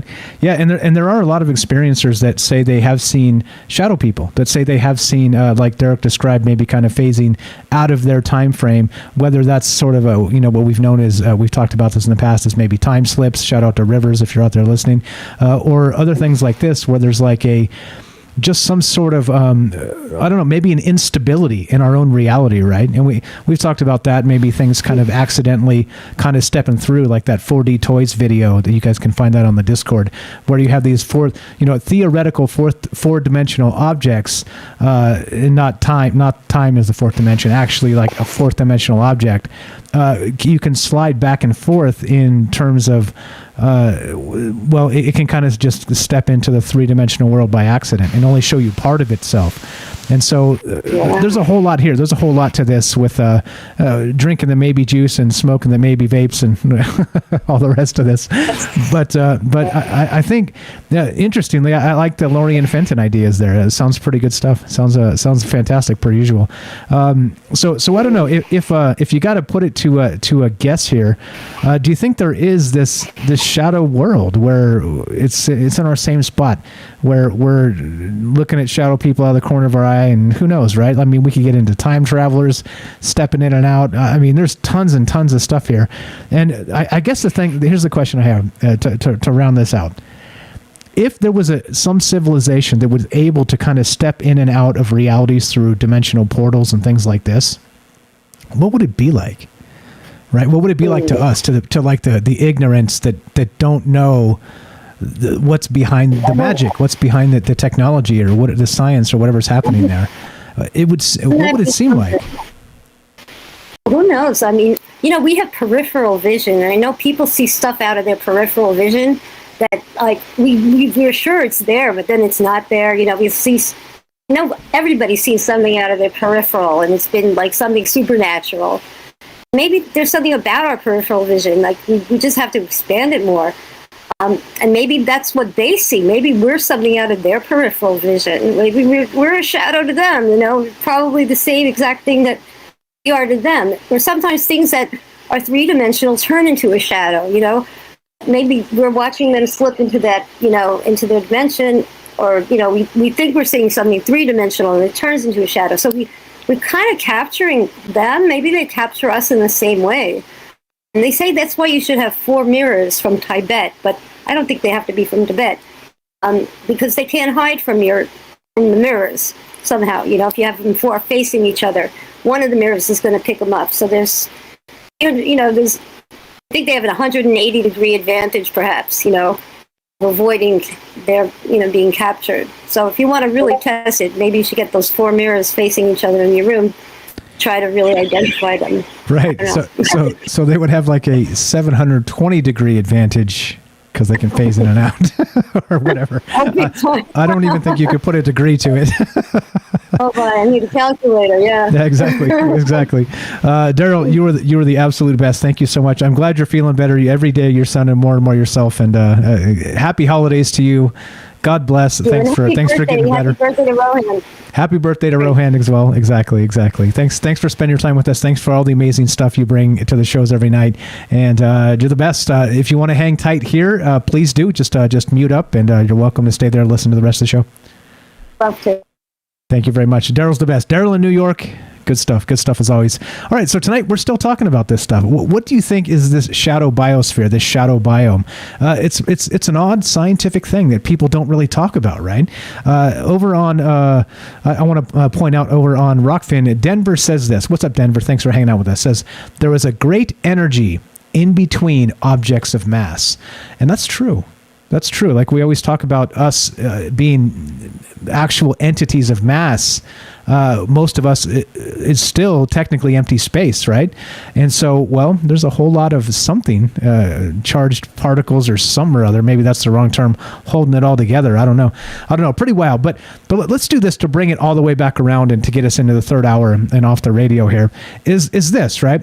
So they've got this thing known as the Allegory of the Cave by Plato, okay? And it got me thinking in terms when I started thinking of shadow biosphere, shadow biome. Are there entities that share the same space as us? They're just slightly out of our perception, okay? Maybe they see us, maybe they don't. Maybe they actually perceive us as, again, like I said, maybe orbs, maybe we're the shadow people to them. Who knows? Because, again, being on sort of locked on the let's say, numbskull side of it or the ignorant side of whatever that looks like. I'm the numbskull, by the way. But if you do that, then you can't really. It's all conjecture, right? It's worse than that. It's maybe juice drinking, and that's fine. And that's what we're doing tonight, and that's what we do most nights. But I wanted to point this out: that the nature of reality. We've been talking about this as a human species for a very, very, very long time, and it goes back to this, and probably earlier than this, but all philosophy, in some point, Western philosophy traces back to Plato. All right? Plato. Yeah, that's right. Plato, Aristotle, Socrates, you heard of them? Morons. No, I'm just kidding. Princess Bride reference. But okay. Plato, right? This guy. There you go. Plato's Allegory of the Cave. And this is on the nature of reality. And so this is what I want to point out, is that even though we're so sure with all our scientific measurements and instruments and all the things that we do, right? All the rest of that. Well, what if there's still a whole bunch of things that don't actually trigger our scientific instruments? That's the craziness here. Listen to this, and this is on the nature of reality from Plato. Plato's Allegory of the Cave is one of the most well-known philosophical concepts in history. As such, it only makes sense that numerous filmmakers would try to incorporate this philosophy into their movies. But what exactly is it? And why does it work so well in the context of filmmaking? And by the way, also in radio shows. Because, well, here we are. Here we go. Here we go. Now, this is the actual Allegory of the Cave. I'm going to read this. This is a paraphrase of the entire thing, and it's pretty good stuff. So hang tight if you've never heard this, but listen. This is on the nature of reality. Plato's Allegory of the Cave is a concept devised by the philosopher to ruminate on the nature of belief versus knowledge. The allegory states that there exist prisoners chained together in a cave. Behind the prisoners is a fire, and between the fire and the prisoners are people carrying puppets and other objects. This casts a shadow on the other side of the wall. The prisoners watch these shadows, believing them to be real. Plato posits that one prisoner could become free. He finally sees the fire and realizes the shadows are fake. This prisoner could escape from the cave and discover there is a whole new world outside that they were previously unaware of. This prisoner would believe the outside world is so much more real than that in the cave. he would try to return to free the other prisoners. Upon his return, he is blinded because his eyes are not accustomed to actual sunlight. The chained prisoners would see this blindness and believe they will be harmed if they try to leave the cave. And here's some good examples here in Hollywood and filmmaking. Is The Truman Show is a good example of that. The Matrix, of course, that's another one that everybody knows about, which, by the way, speaking of The Matrix, Derek the Night Stalker has signed on to do a Zeitgeist talk about the new Matrix movie coming up. So that actually airs 12/22/21, which is going to be this coming Wednesday, a couple days from now. And we will talk about it next Monday night to give you a few days to catch up and watch it if you don't want spoilers. Of course, no hard feelings if you join us on the live streams. And don't watch it until you actually watch it, because, well, see the movie first. Don't hear the spoilers from us. But then there's Dark City, there's Cube, there's The Conformist. There's some other ideas here with the Allegory, the cave, and it fits this, right? So not only do we have the Allegory, the cave, and the shadow people. This is the weirdness here. Shadows on the wall, right? The fire and the puppets and the rest of this stuff. But what about the next thing? What about, again, the nature of the reality when the person escapes, they go out, they come back in and they're blinded because of the sunlight, because they're not used to the world outside of their trap, outside of this cave. Then everybody doesn't trust them anymore. Even though they know a secret that is so mind-blowing, nobody wants to talk to them because they think they may be harmed or the rest of this. So the thing is, right, so after this, well, do we still not live in this cave? Not just with propaganda, but also with, maybe this shadow biome, shadow biosphere. And what I mean is, like, I do appreciate science. It's not that, right? But it's also the thing that gets in the way of it sometimes is the message, is the human hubris, the fact that we think we know probably a ton more than we actually know. And it may not be the scientists themselves. It may be the translation. It may be the media kind of feeding us the information from the scientist, right? Because any good scientist isn't going to say, I know damn well. They're going to kind of say, well, experimentation suggests that, right? That's what a good scientist will say. Not, well, I know damn well, right? That's what a propagandist would say. And so I think we have this disconnect, and why people are just so mistrustful is because of the media. It has, you could probably argue it's a lot more than that, but I don't know. It's very, I don't know. Nature of our reality, the Allegory, the cave, the Shadow Biosphere. I don't know. You tell me. Pretty wild stuff, right? So if you want to be part of the show, we got a few minutes left for you. Looking to hear your thoughts on this. This Shadow Biosphere, do you think there's actually, like shadow people, do you think there's actually some sort of maybe alternate something right here in the same space as us that just hosts a different sort of life? And back to that original thought, was this shadow biome or shadow biosphere? It's a hypothetical biosphere on Earth. They say microbial, but we're going to take it larger than that, because why not? That would use radically different biochemical and molecular processes than that from from currently known life. All right, so we're talking about having no known observable RNA, DNA, the rest of that stuff, something completely alien to us. And there's a hypothesis that exists right here on Earth with us in the same space. We just haven't learned or acknowledged it yet. So that's what's going on with this. I don't know. I'd like to think that we're a little better off than the Allegory of the cave with the shadow puppets on the wall, but seeing with the algorithmic manipulation and all the rest of that from the technocrats, and how nobody in the media wants to tell us the truth about anything. They want to leave out critical details and, really fool us. It seems like we're stuck in the cave, doesn't it? I hate to say it. What's up, Rhoda? Your band coming for you. But it seems like we're stuck in this cave, doesn't it? It seriously seems like we're stuck in this cave, and I don't know what to do other than talk about other possibilities, right? And that's what this show is really about. It's about just kind of considering that the world we live in isn't as it seems. And I don't mean that, we live in the Twilight Zone. I mean, that would be a little weird. But what about living in the Upside Down? I think that's completely fair. And back to that, what Derek brought up a little bit earlier as well, the upside down is that whole, 11 and, right, the Demogorgon coming from through the portal and, under the ground at Camp Hero and all that project, the Montauk Project, all the rest of that, right? So there's some evidence to suggest that, I'm not saying that's real, but I don't know. The guy from what's that dude from the Department of Energy said that they're dabbling in other dimensions right now.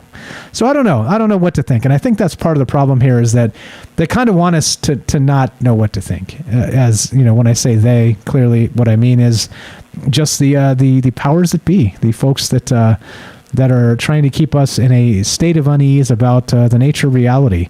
And to me, that's pretty sinister, right? If you consider why they're trying to do that, it's to confuse us. It's to fool us.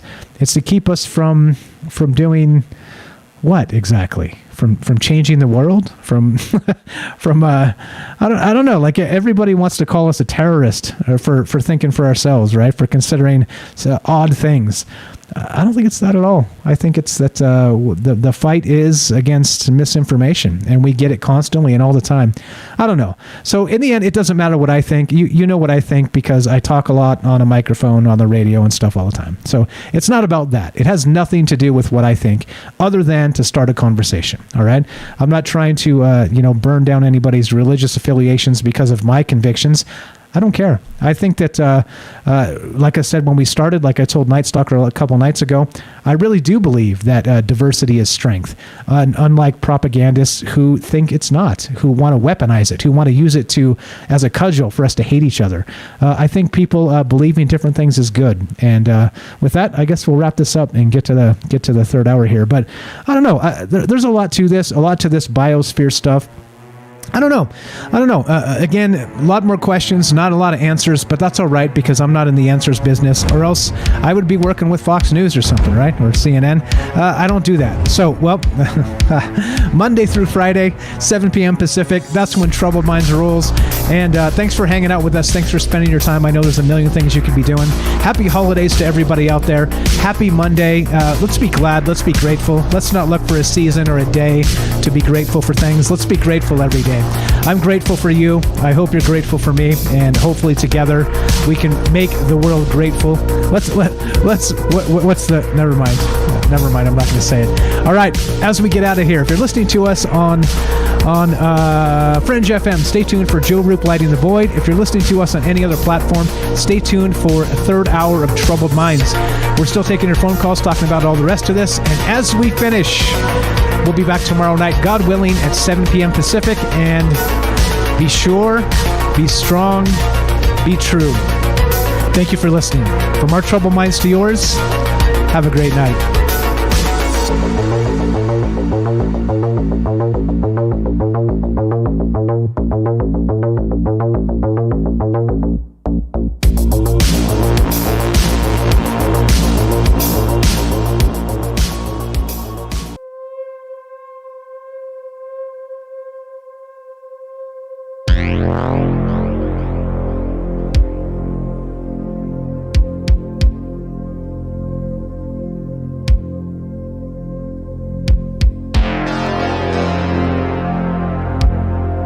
All right, special thanks to the folks that called in tonight and helped me out, helped me settle my energy. It was all over the place. It feels good to be back to myself.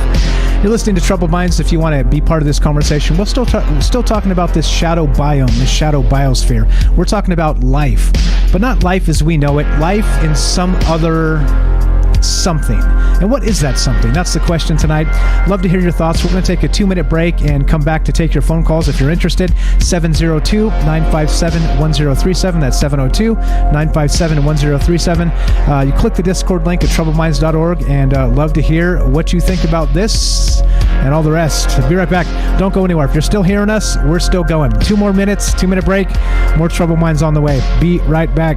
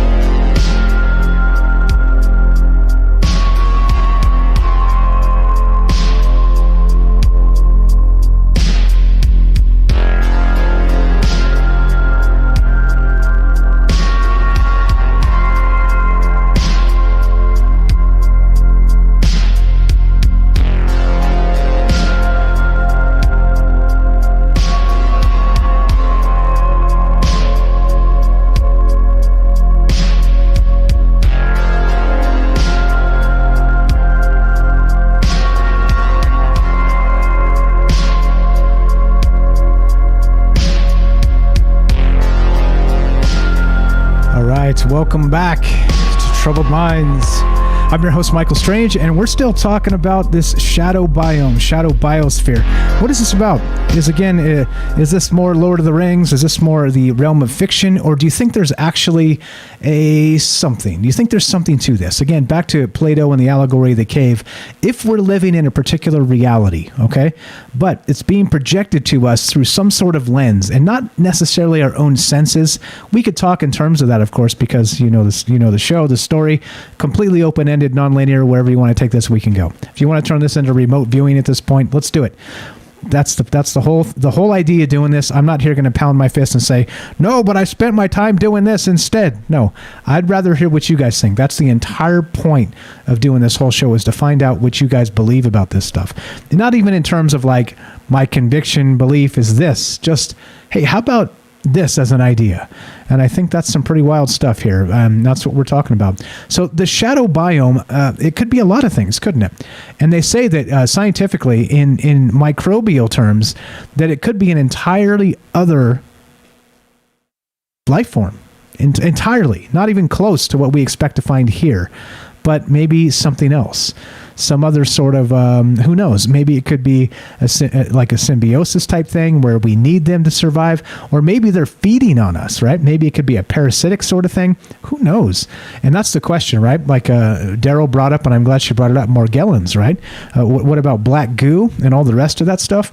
I don't know. I think there's a lot here, right? Like, I think in terms of like the shadow biome or the shadow biosphere, if you look at like one of the more obvious, pop culture tropes, it's going to be, or, characters, not really trope, but the character is Venom. Is that right? Venom is like this alien symbiote that is like a shadow entity that will take like a shadow form of, in this case, in Marvel Comics, Spider-Man.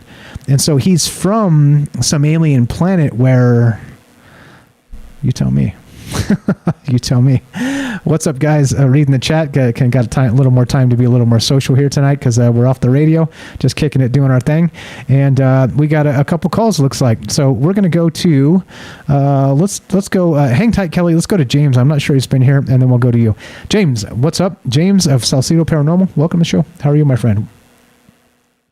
I'm okay. Thank you for having me. Aha, pleasure's ours. Go right ahead, man. What do you think about this stuff? You do a paranormal podcast. Do you think there is something with this shadow realm going on here? I do think there's something, because that's kind of what I wanted to bring up. If you just put in shadow figure in a search engine, and then maybe paranormal or whatever, you'll find that the stories of shadow, whatever shape there is, different shapes, but the experiences vary a lot, and it makes me think that I don't know if we can pin down that all these shadow beings are all the same thing. I mean, just in the way some of them are described, some appear to have glowing eyes, some don't. Some appear to be shaped like people. Some appear more like just almost like a negative of an orb, where it's just a shadow sphere or circle. And then some of those have been seen with like tentacles, like I said that a little while back when I called in. I found a story about that. It's just, I think there's a lot of possibilities as to what these could be, including, for all we know, other life forms, and even possibly clusters of these life forms that, for whatever reason, are taking different shapes. Yeah, I like the idea that the orbs, we talked about this on the Cthulhu show when you called in as well, that maybe the orbs have tentacles. It's been seen, like at least in a couple stories. Yeah, like a dark, shadowy orb thing, but it has tentacles. Oh, God, how creepy. Yeah, that's wild. Yeah. That's wild, but it seems to link to a lot of things, doesn't it? Not just that paranormal world. It certainly links to, like, again, back to comics with Venom, right? That, I mean, what else is he if he's basically not sort of the like pop culture representation of a shadow biosphere, right? Just in sort of like a more intelligent, large scale. You know what I mean? Yeah, and if you think about that, I remember, at least from what I remember reading from the early, like from the beginning of the comics, I don't know about currently, but the only way to stop or to basically immobilize or keep the symbiote from doing anything was through sound waves. That was its only weakness, was through certain kinds of sound waves.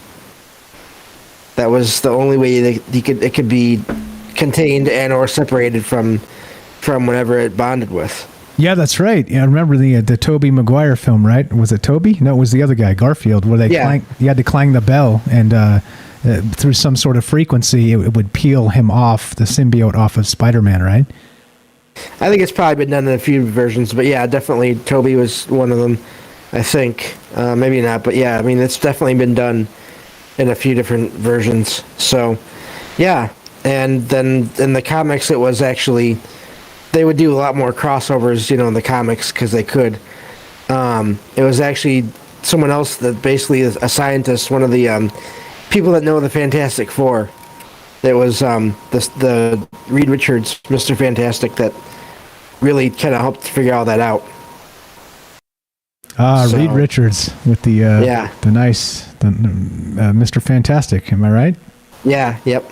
Yeah. See, I read a comic book once, I swear. But just getting back to what all the different things these could be. I mean, life forms. Definitely, that's really interesting to me now to think of it that way.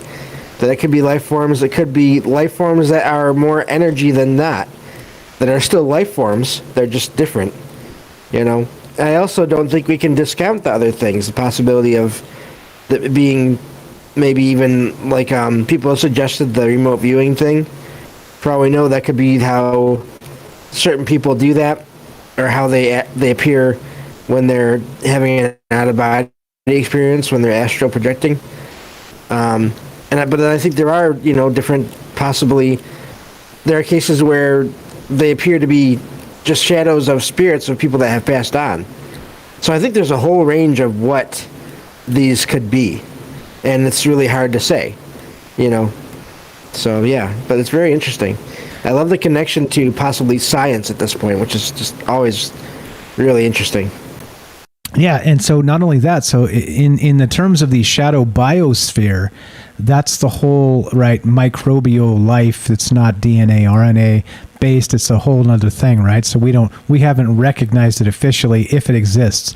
But then there's the whole other part that's the shadow biome that was brought up by that Dr. Eric Davis in regard to UFOs, meaning that if they're living in our same space and kind of phasing in and out, that shadow biome means they're here, and we're talking about that dimensionality. We're talking about God knows what. Like even, we've talked about time slips and that whole out of phase stuff. Remember the show we did with that where our on a quantum level, we're kind of constantly out of phase with ourselves even, and the quantum particles are actually time traveling slightly backwards and forwards.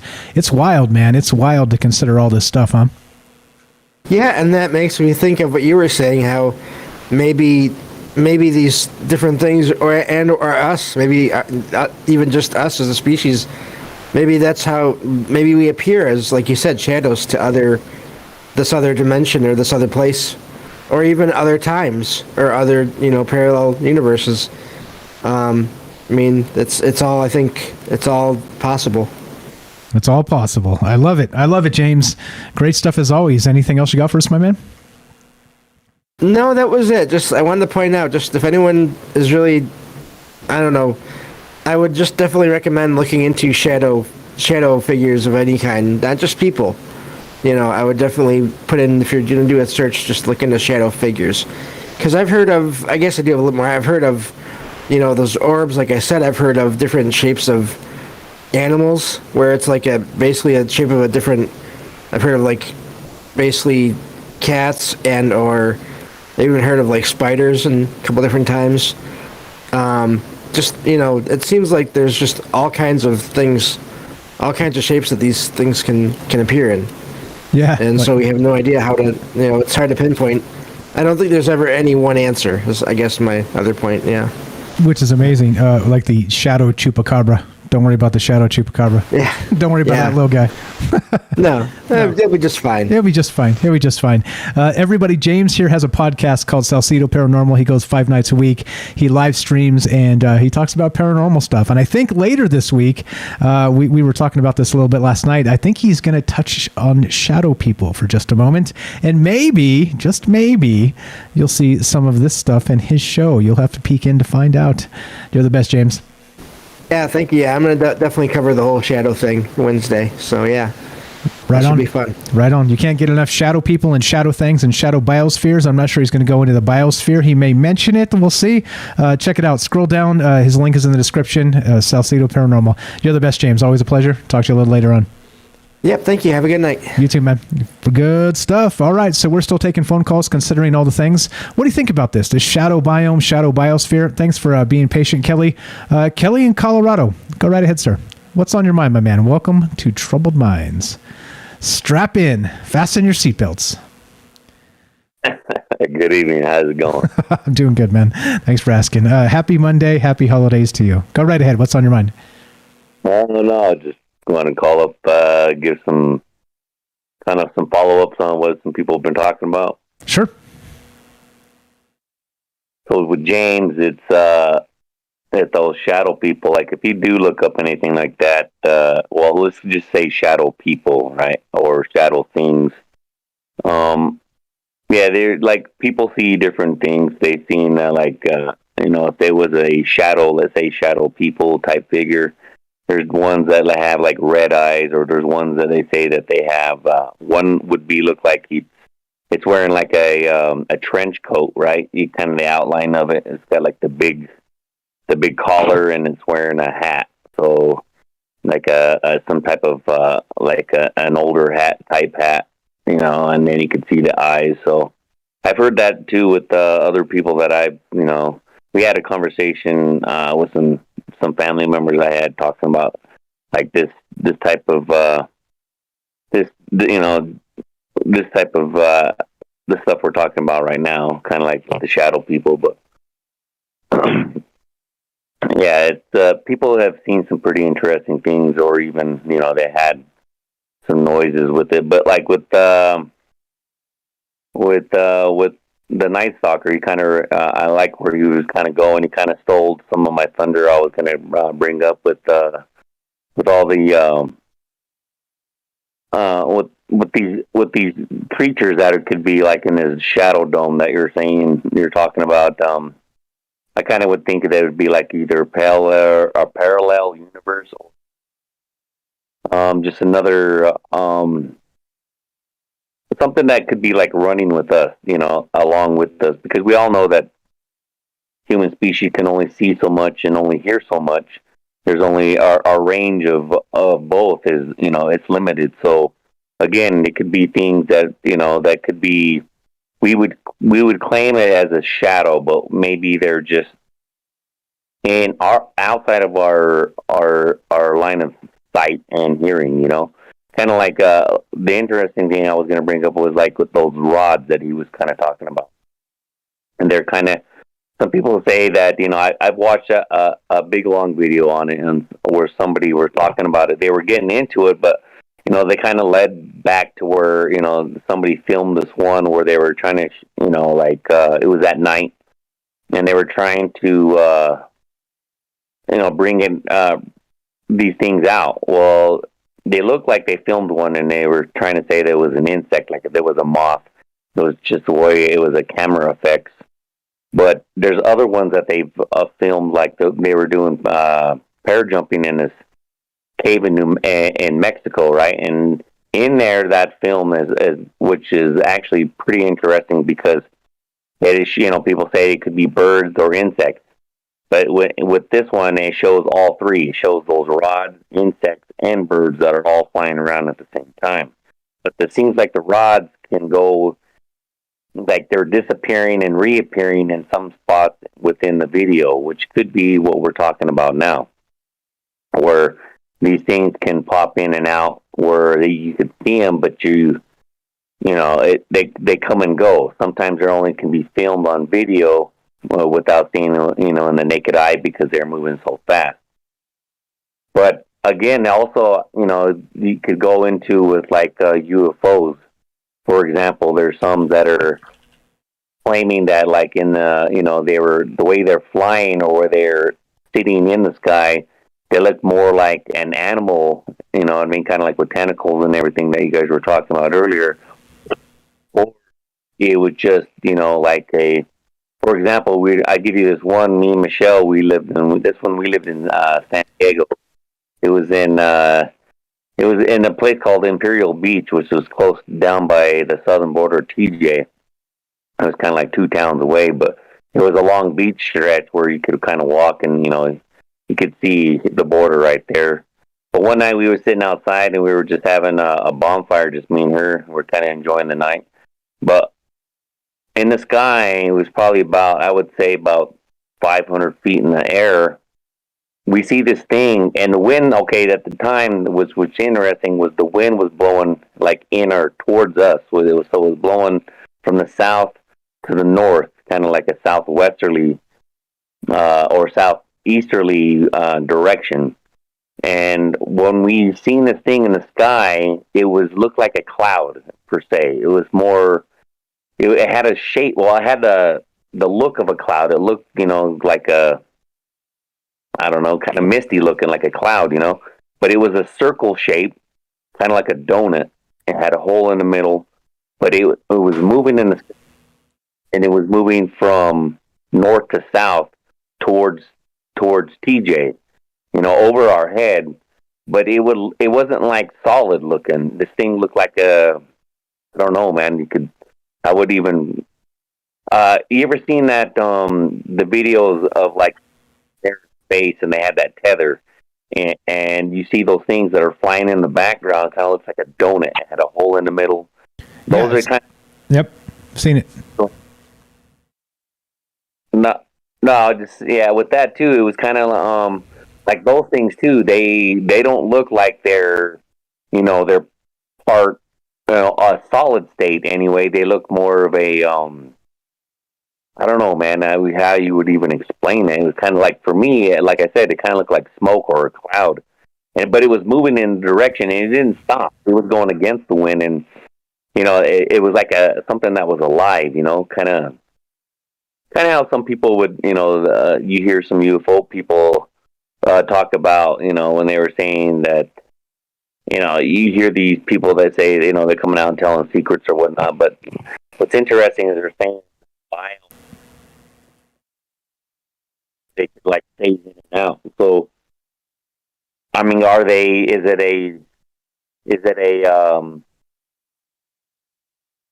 it like a shadow thing, or is it something that's in our dimension, but we can't, like out of our peripheral where we can see it, our colors. Yeah, like sort of outside the human lens, so to speak, something like that. Yeah. Like we can't perceive it. Yeah, that's amazing stuff. Hey, are you going to hang out, Kelly? Yeah. Okay. Please, let's do this. Jennifer's on the phone. She's been waiting about 10 minutes plus now. So let's go to her, and then we'll come right back to you after that. She climbs up into a frozen attic to call us because it's the only place she gets a clear reception. So let's go to her, and then we'll get back to you. Is that cool? Yeah, that's fine. Okay. hang tight. Don't go anywhere, Kelly. Back to that amazing thought. Let's go to Jennifer. Thanks for being patient with us, Jennifer. Welcome to Troubled Minds. Go right ahead. You're on Troubled Minds with Mike and Kelly. What are your thoughts on a shadow biosphere? Hey. Yeah, this is an awesome topic. I don't mind at all having had weight at all. Not at all. Thank you. But, Thank you. That's everything's been amazing tonight, what everybody's saying. And it does kind of seem like with this shadow biosphere thing, it seems like it's calling attention to the battle between the light and the darkness continuously going on that we've always heard about.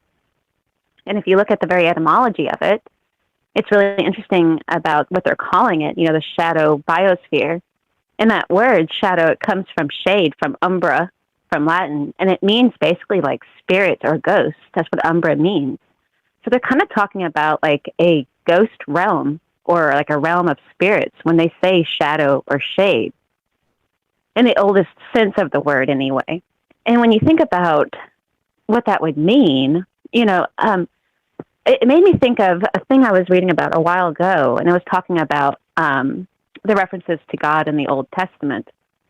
And it's really strange and not controversial at all, but it was referencing to God being described as dwelling in darkness, as God being a manifestation of darkness.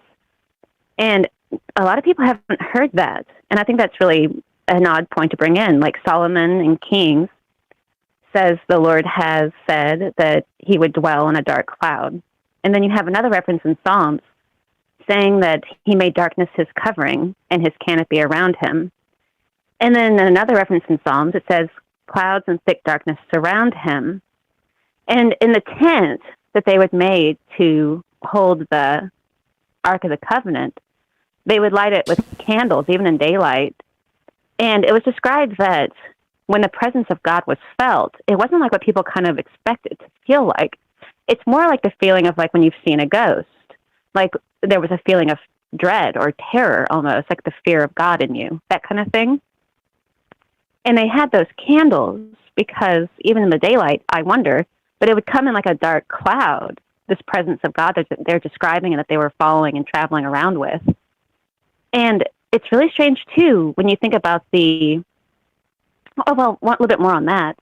You know, they would have to light the room because when God would come into the room, it wasn't like you'd expect it was a bright light. It was like the opposite. It was the effect of the primordial darkness or something. And so I wondered about the connection with that in this shadow biosphere.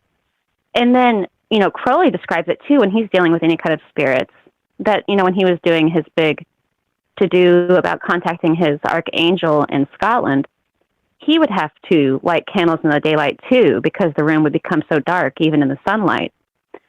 And you have this really strange thing going on with these shadow people where the references to that they don't cast a shadow and people talking about that. And we mentioned that before when we were talking about invisibility and how that was a key component, that you couldn't have a reflection on the object and it couldn't cast a shadow.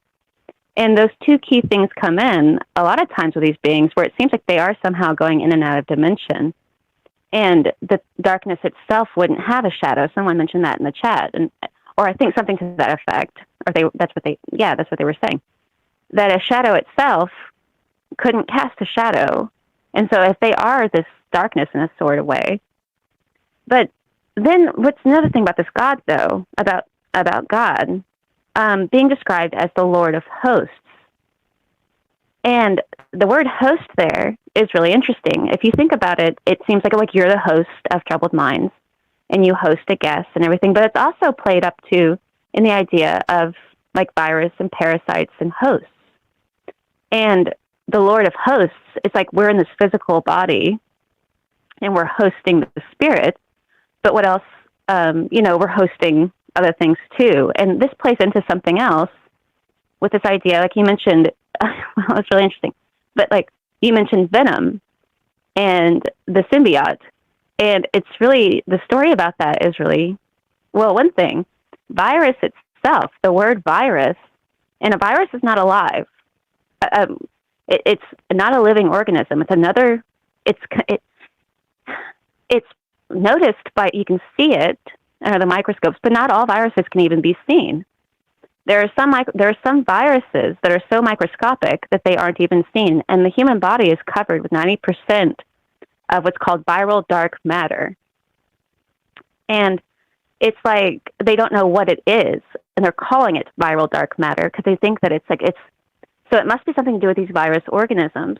But the word virus, the etymology of the word virus, basically means venom, as in like a snake venom. And oh, snap. In the case of, check that out. The word virus, the etymology of it, is basically like a goo of venom, like as in snake venom. And that's really odd. But when you think about what happens, and a lot of times when we see people doing this thing with the black goo, like I think Billie Eilish did a video where she's drinking black goo and she changes. And you see that with the symbiotes too. And it's a way, like in the story of Venom, it's a way for the god of the symbiotes, Null, to still have influence because, he's a primordial god. that was in the darkness and was disturbed by the light of creation.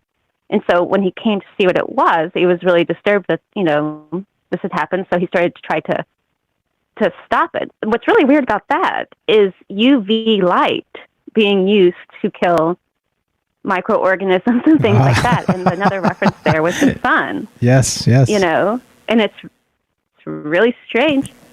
And you can see the manifestation of these beings when they consume a host. Like you see it with venom, with the symbiotes, and you see it too in the references of the black goo. When they drink the black goo, they change and they get they're changed somehow by it. The same thing happens with viruses too. Like when somebody gets sick, there's no doubt you can see that something has come over them. And what's really strange too, even with disease, like dementia, Parkinson's, Alzheimer's, things that are just like a disease, the people describe, and it's a phenomenon called FP, and it's feeling of presence, where those people who are under the effects of that disease sometimes see dead relatives or have a feeling of a presence around them. And I don't know. And you can't, it is true that the biggest thing that people fear is being overtaken by some kind of ill health of any kind. It's not just the angel of death, awaiting us all, because we can all accept a peaceful death, but we don't want to die in a terrible way from some kind of sickness, And I think that's always been a fear in humanity. And even in the old sanctified places, they would purify it with what? Like frankincense, myrrh, sage, things like that. All of those herbs have antimicrobial properties. In fact, sage, what can get into crevices and nooks and crannies that you can't get to when cleaning. And it kills like 96% of bacteria and microbes in the air. So it purifies the air of not just evil spirits, but like technically viruses or bacteria as well by the properties of the herb. And John the Baptist would wear a girdle of wormwood. Well, wormwood is an anti-parasitic, keeps worms away. And you think about the consciousness of these viruses. What do they think? It's not alive, but it has a motivation and it has a drive to exist. What's really weird about that is we can see what the drive is when it manifests, only when it manifests in its host. And you can see the very intention of it and how it spreads itself and the influence it wants to affect upon the world. So there's this very strange thing going on. It's not just this battle of darkness, but there's something also wanting to be presented too, through this, like Ebola and leprosy and all that stuff. And I think I have mentioned something else, and then that was it. But just about there. Yeah, you're like let me consult my notes. I'm just thinking just about how they manifest them. Anyway, I think okay, yeah, this last thing. So, like, if you're covered in 90% viral dark matter, you're literally cloaked in darkness, and we can't even tell. How can it be? How can that be that it's all around us? Like we're saying, it's this shadow biosphere that's. Oh yeah. Okay. So I heard something too about a Pandora virus. They say they resurrected this Pandora virus that was 34,000 years old from 2014, and scientists were really excited. It was the biggest virus they'd ever discovered, or one of the biggest viruses they'd ever discovered, calling it like a mega virus, basically. It's just the virus itself was much larger than what they typically see under the telescope. But they resurrected, that's how they describe it, a 34,000-year-old virus. And you think about like Azazel, how he was, if you think about these fallen angels or any of these beings being resurrected, what would they be? What would their effect be? Like, if you think about the plagues during the times of Moses and everything. Yeah, sorry, I muted myself. I have a dog in the squeaker. Yeah, pretty wild with this stuff. There seems to be a lot of connections. Like, this is not just some sort of a fly-by-night sort of a troubled mind situation. There seems to be enough connections to where you scratch your head, right? And consider, maybe. Yeah. Yeah, great stuff. Holy smokes. You had so much there, I'm not even sure how to tackle and a lot of that. But a lot of the etymology, the cloaked in darkness, this battle between dark and light, it's... are you writing any books recently? Because I want to buy them.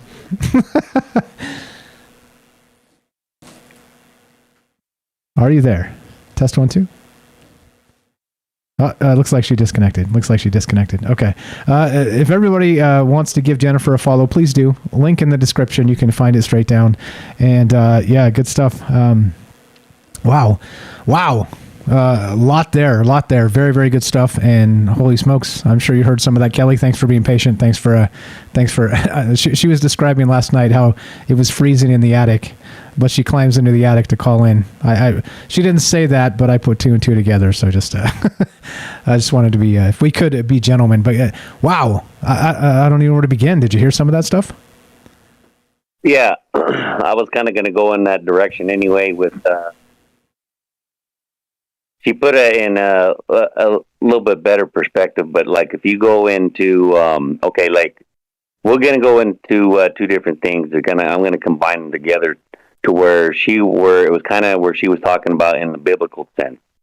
Okay, so you have David Icke, and I know everybody knows who David Icke is, right? And he talks about like the reptilians and stuff. Okay, so he also talks about like how these things are kind of like a shadow people as well. And the reason why I kind of bring that up is because I also go back into the Emerald Tablets of Thoth when he talks about the shadow people that moved around in Atlantis, right? And he says that these things were, he called it from a different vibration is what he called it. Now with what James, I believe it was, Salcido, he was saying, like in the shows, let's say it was Hollywood type things, right? When they were talking about how the parasitic thing was attached, which was what is it? Symbiotic. What is it called? A symbiote. Symbiote, yeah. Right? Yeah, from Spider-Man. Yeah, Venom. Okay, so you got Venom, right? I'll say, and that bell, which ringed it off, which kind of actually pulled him off, right? It separated him from Spider-Man.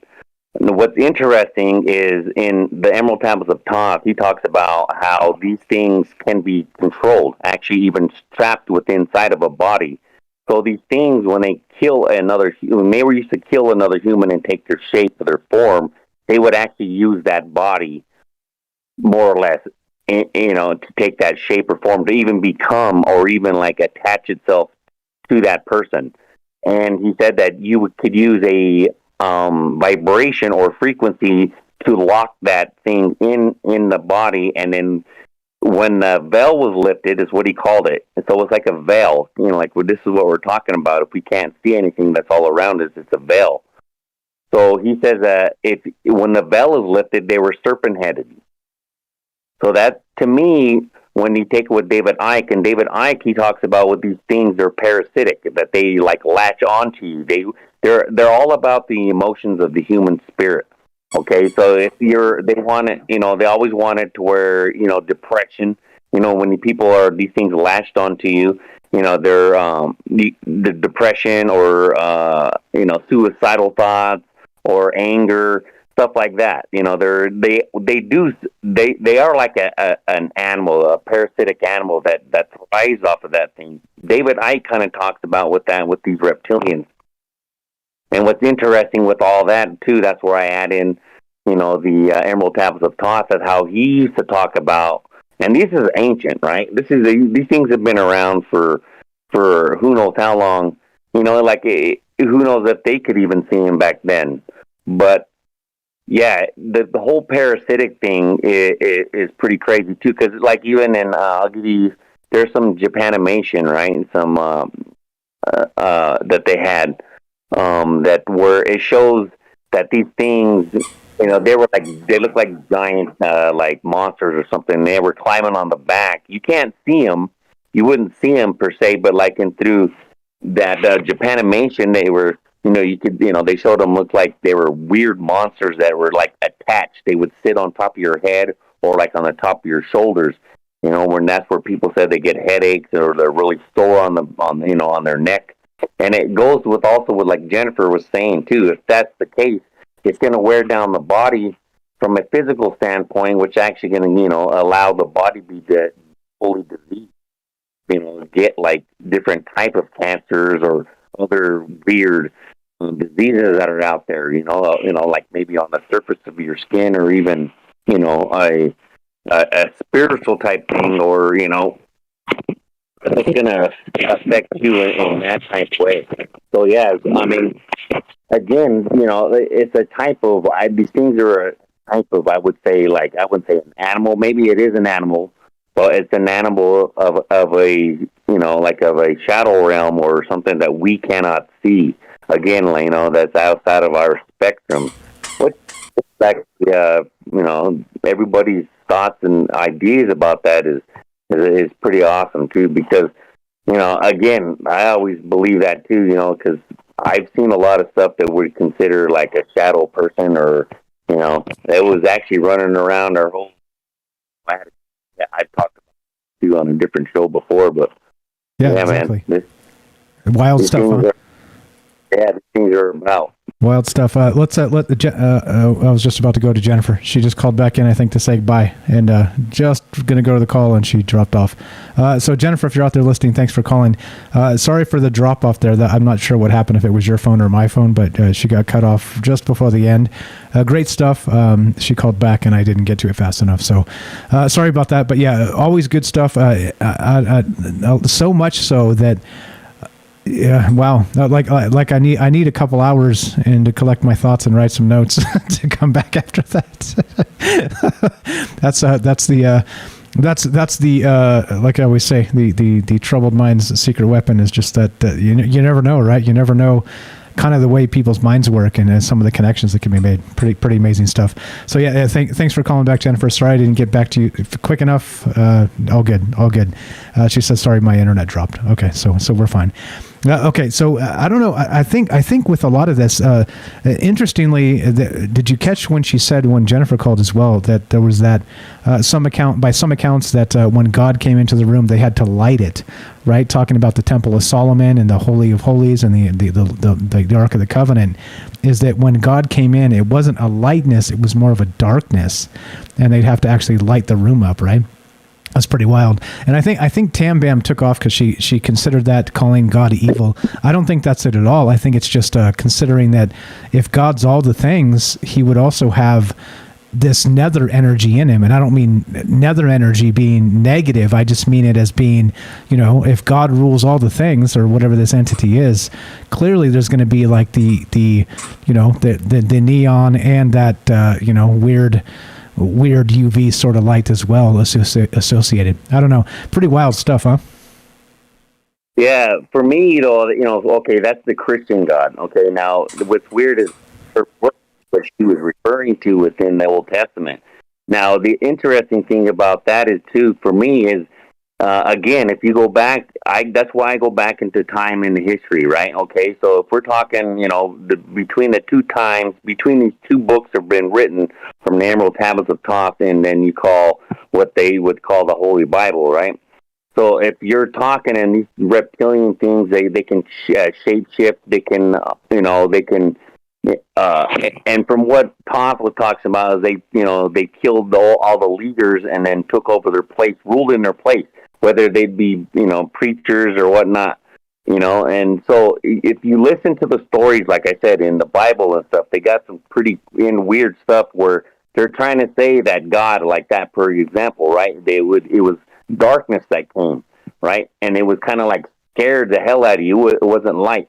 But yet, when they talk about the devil, right, or, his real name, right, he was what? The light bringer. He was the bringer of light. It was the opposite of exactly what they're saying. That's right. Lucifer is the light bringer. You are correct. That's right. Yeah. Me, when I look at that shit, I almost look at it as like, okay, so the stories in those things, I go back with the Sumerian, right? But when I go in forward a little bit more into time, it's like these things corrupted whatever the knowledge was passed down inside the, like, you know, inside the likes of like the Torah, the Holy Bible, and the Quran. You know what I mean? There, it was manipulated somewhere in time where these reptilians or these things that we can't see, that's outside of our spectrum, that are like vampires that want, you know, the downfall of human race.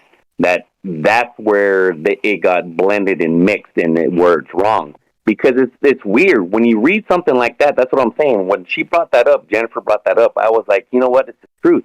Because every time they talk about like the seeing of God, it wasn't like, you know, or, you know, it was always like a darkness. But what's crazy about that, and when you were just talking about too, there was a guy, I can't remember his name. It was he writes a lot of books too, but he took ayahuasca one time, and when he took that drug, he said that where he went was like it was like, he said, the beginning of like life or like time, like it was like, but it was all like dark matter. It wasn't like light, but even dark is light. That's the thing about it. So when you're talking about, you know, stuff like that, it's pretty weird, man. I don't know.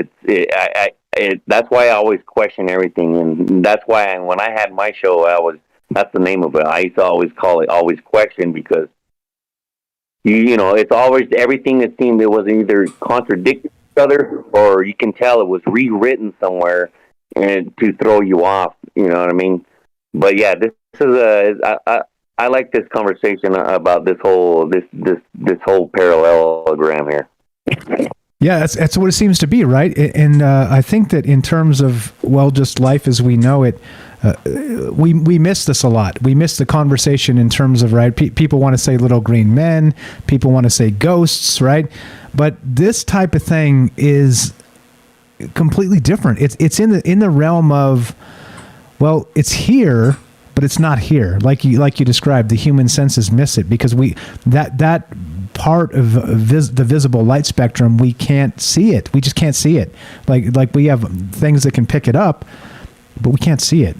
And so it's wild, man. It's wild. Crazy stuff here. I don't know. Back to that, like you were saying, like you were talking about, Night Stalker brought up the rods and the jellyfish in the sky. I wonder, right? Like if that's the same sort of thing we're talking about, this shadow biosphere sort of situation, like these things could be huge, right? Because remember, we're talking about that guy with the rings of Saturn, right? He was like with a telescope spotting like these jellyfish in the sky, right? As he described them, but they seemed to be maybe phasing in and out of that visible light spectrum. So I don't know, maybe these things are huge, like not just like, you know, like I said, maybe the shadow chupacabra halfway in jest, but what if these things are gigantic, right? Like back to that, you know, primordial old ones, maybe, right? Like that sort of darkness, you know what I mean? I mean, yeah, that could be, I could see that too, because again, you know, animals can be all kinds of sizes, so we can even say it could be the size of a whale, you know, or even bigger. You know, we just don't know unless we can find that type of light spectrum where you can shoot out and see it. And you know what I mean? And like, I believe there was a guy that was it was a couple guys, and they were at the university. I think it was Australia, and I have to find that again. But yeah, they were talking about looking at light spectrums like that, and where they could say that, you know, when they were man, what were they doing? I can't remember what it was, but they were like saying that they could see different alien species or whatever by some kind of a light, folding light or something like that. But yeah, it's using some weird new light system that he had, where it was, you know, because you can do a lot of stuff now with lasers. You know, lasers can actually bring out a lot of, you know, the spectrum that where we can't see. You know, because you can adjust those lasers to, you know, different wide spectrum, or you can bring it down to, you know, a beam to where it's more powerful, obviously. But yeah, I mean, I don't know, man. I would say you could probably even bring them all out with your frequency, you know, like for example, like I said, when those guys were jumping in that, I don't know if that video, if you've seen it, with those rods flying by, these guys were doing like prayer jumping off of this it's a giant hole. It's a cliff that goes down in the cave. They were doing it in Mexico. But when they were screaming, every time they scream and they were jumping, these rods would come out. So it's like almost an echo vibration throughout that, jumping down inside there that like kind of attract these things that, to come out. Because first you would just see like birds and insects, but then when they were jumping and screaming, that's when the echo was really loud. Maybe that echo response is what kind of broke these things out, so you could be able to see them. But again, in those videos, they were like phasing in and out, like, you could see it like jump. It would jump like in the video, like, on the screen, it looked like 2 inches, but, I'm pretty sure it's a couple feet. But then they would show back up and then disappear again. So I don't know, man. These things, I would say, it's kind of like what Tesla was saying, and it's just something he's always thinking. He says, if you want to know about the universe, it's energy, frequency, and vibration. Yeah, that's pretty wild. And who knows? I think that's what this is all about, is that the whole who knows. And I love it. I love it, man. This is what this has always been about. It's like, well, what the hell's really going on out there? And is it something to do with any of the rest of this? Wild stuff, man. That you can think of. I know. So Kelly here is our actual Anunnaki expert. He's been talking about the Lost Book of Enki and the Anunnaki for a long time on the show. We've done shows just specifically on that topic with him.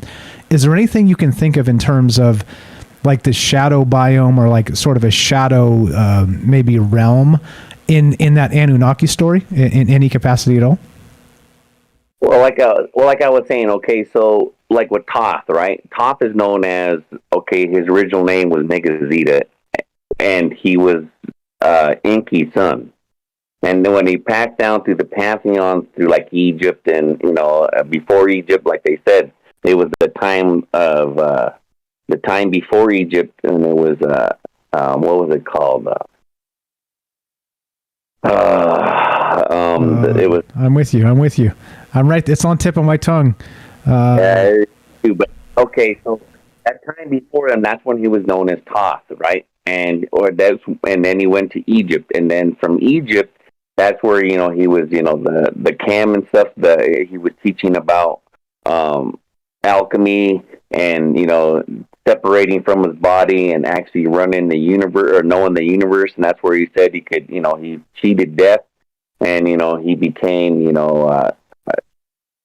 Hermes Trismegistus and stuff like that. But inside that, it's not an Anunnaki, but he is known as Negazita, which was in Enki's son. And in there, that's where I was saying, he talks about these shadow people that he said these shadow beings that were running around in Atlantis, back in Atlantis. And he said that they would kill the rulers of like the humans, like the leaders, let's say, of a clan, or the king or something, and they would kill them and then rule over men as that person. But he said in there, that's what I'm saying, it's in Tablet 8, the Keys of Mystery, if anybody wants to look at it.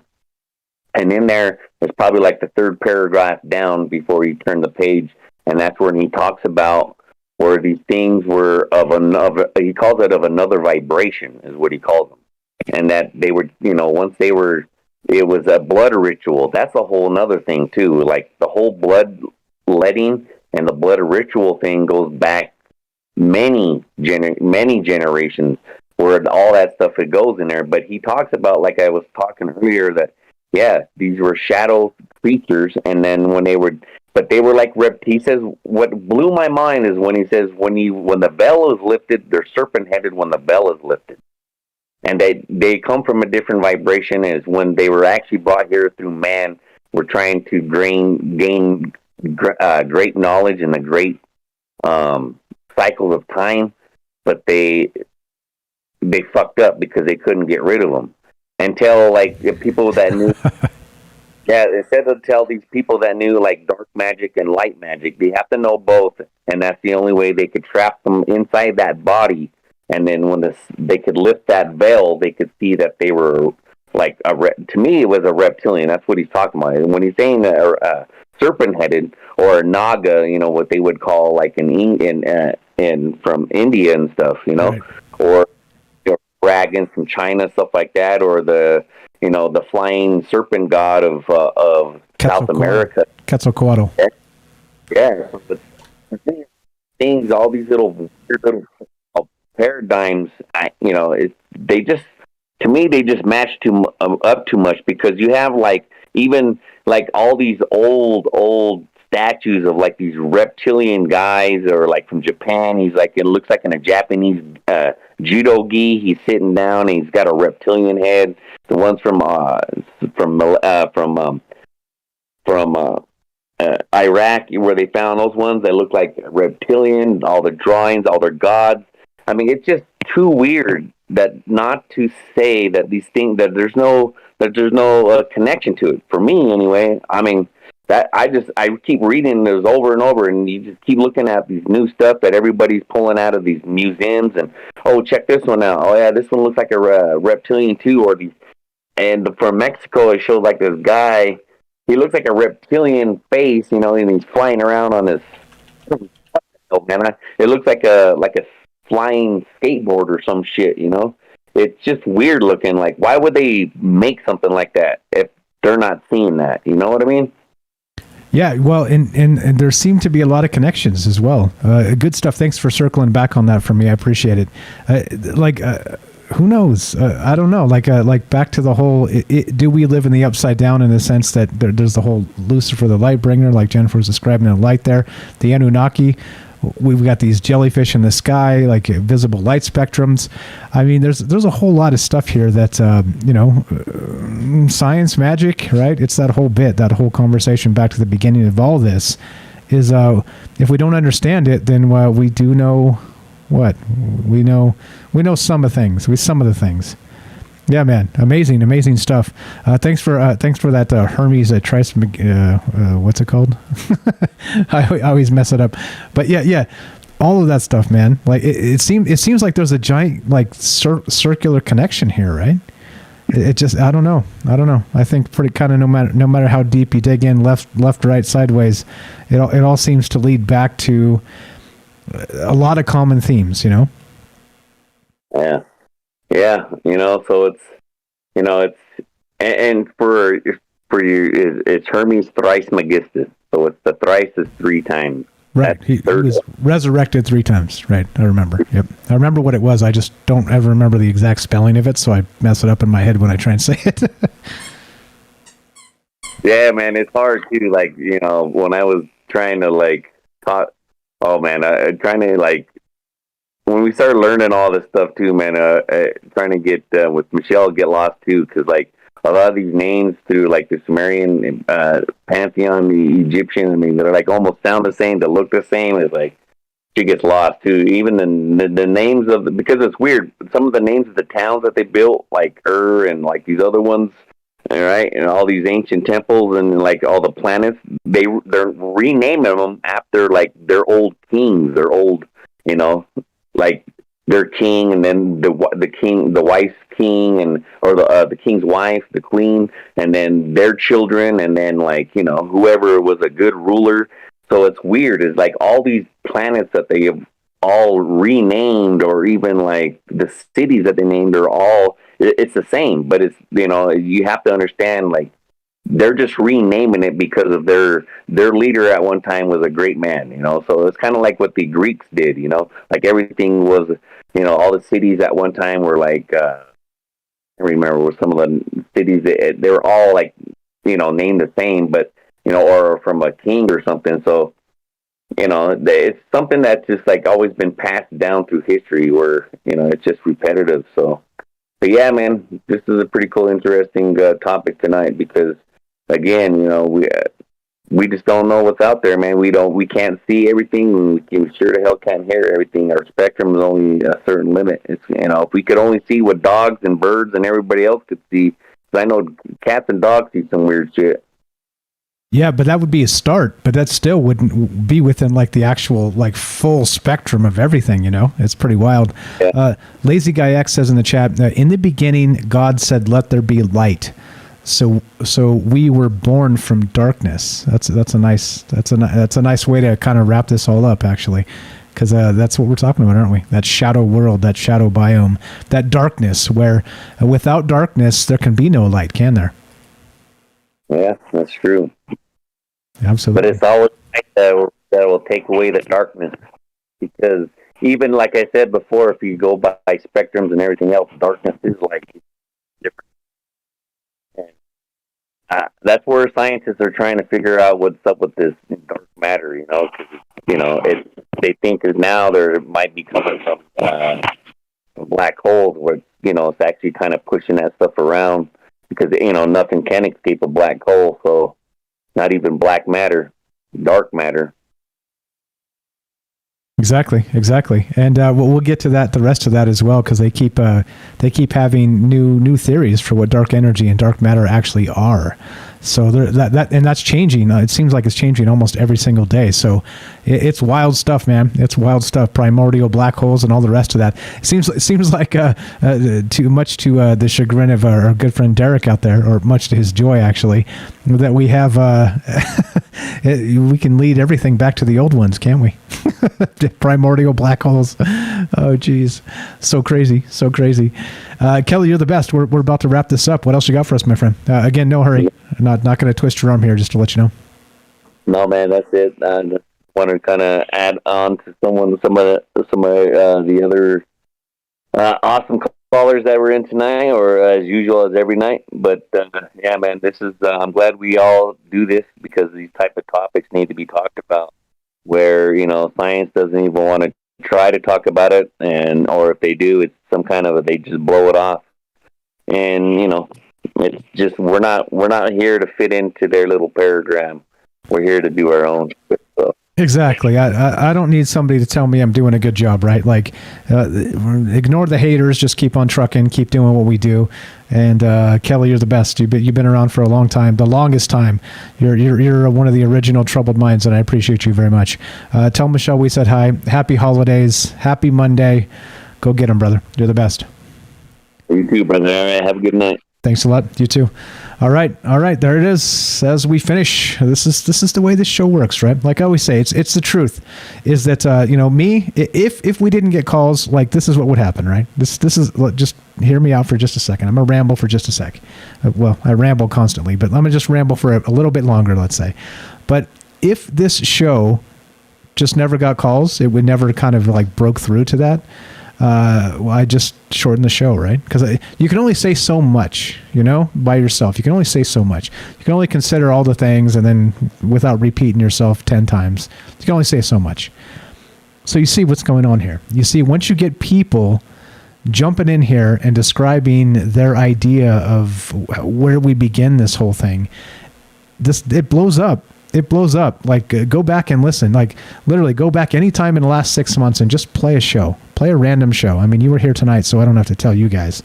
But it's pretty wild that we're able to just kind of toss an idea out there and get amazing feedback from people that are on the same wavelength of, that maybe juice, considering what may be, right?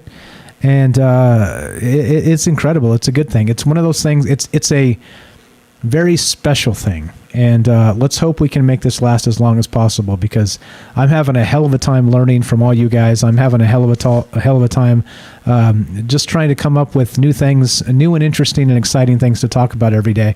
I'll tell you what, it's not easy in that realm. But the way you guys just kind of pick up and back me up and just come with just spitting hot fire every night, it's humbling. And so I want to say thank you. You guys know who you are. If I list names, I'll leave people out, but holy smokes. Yeah, there you go.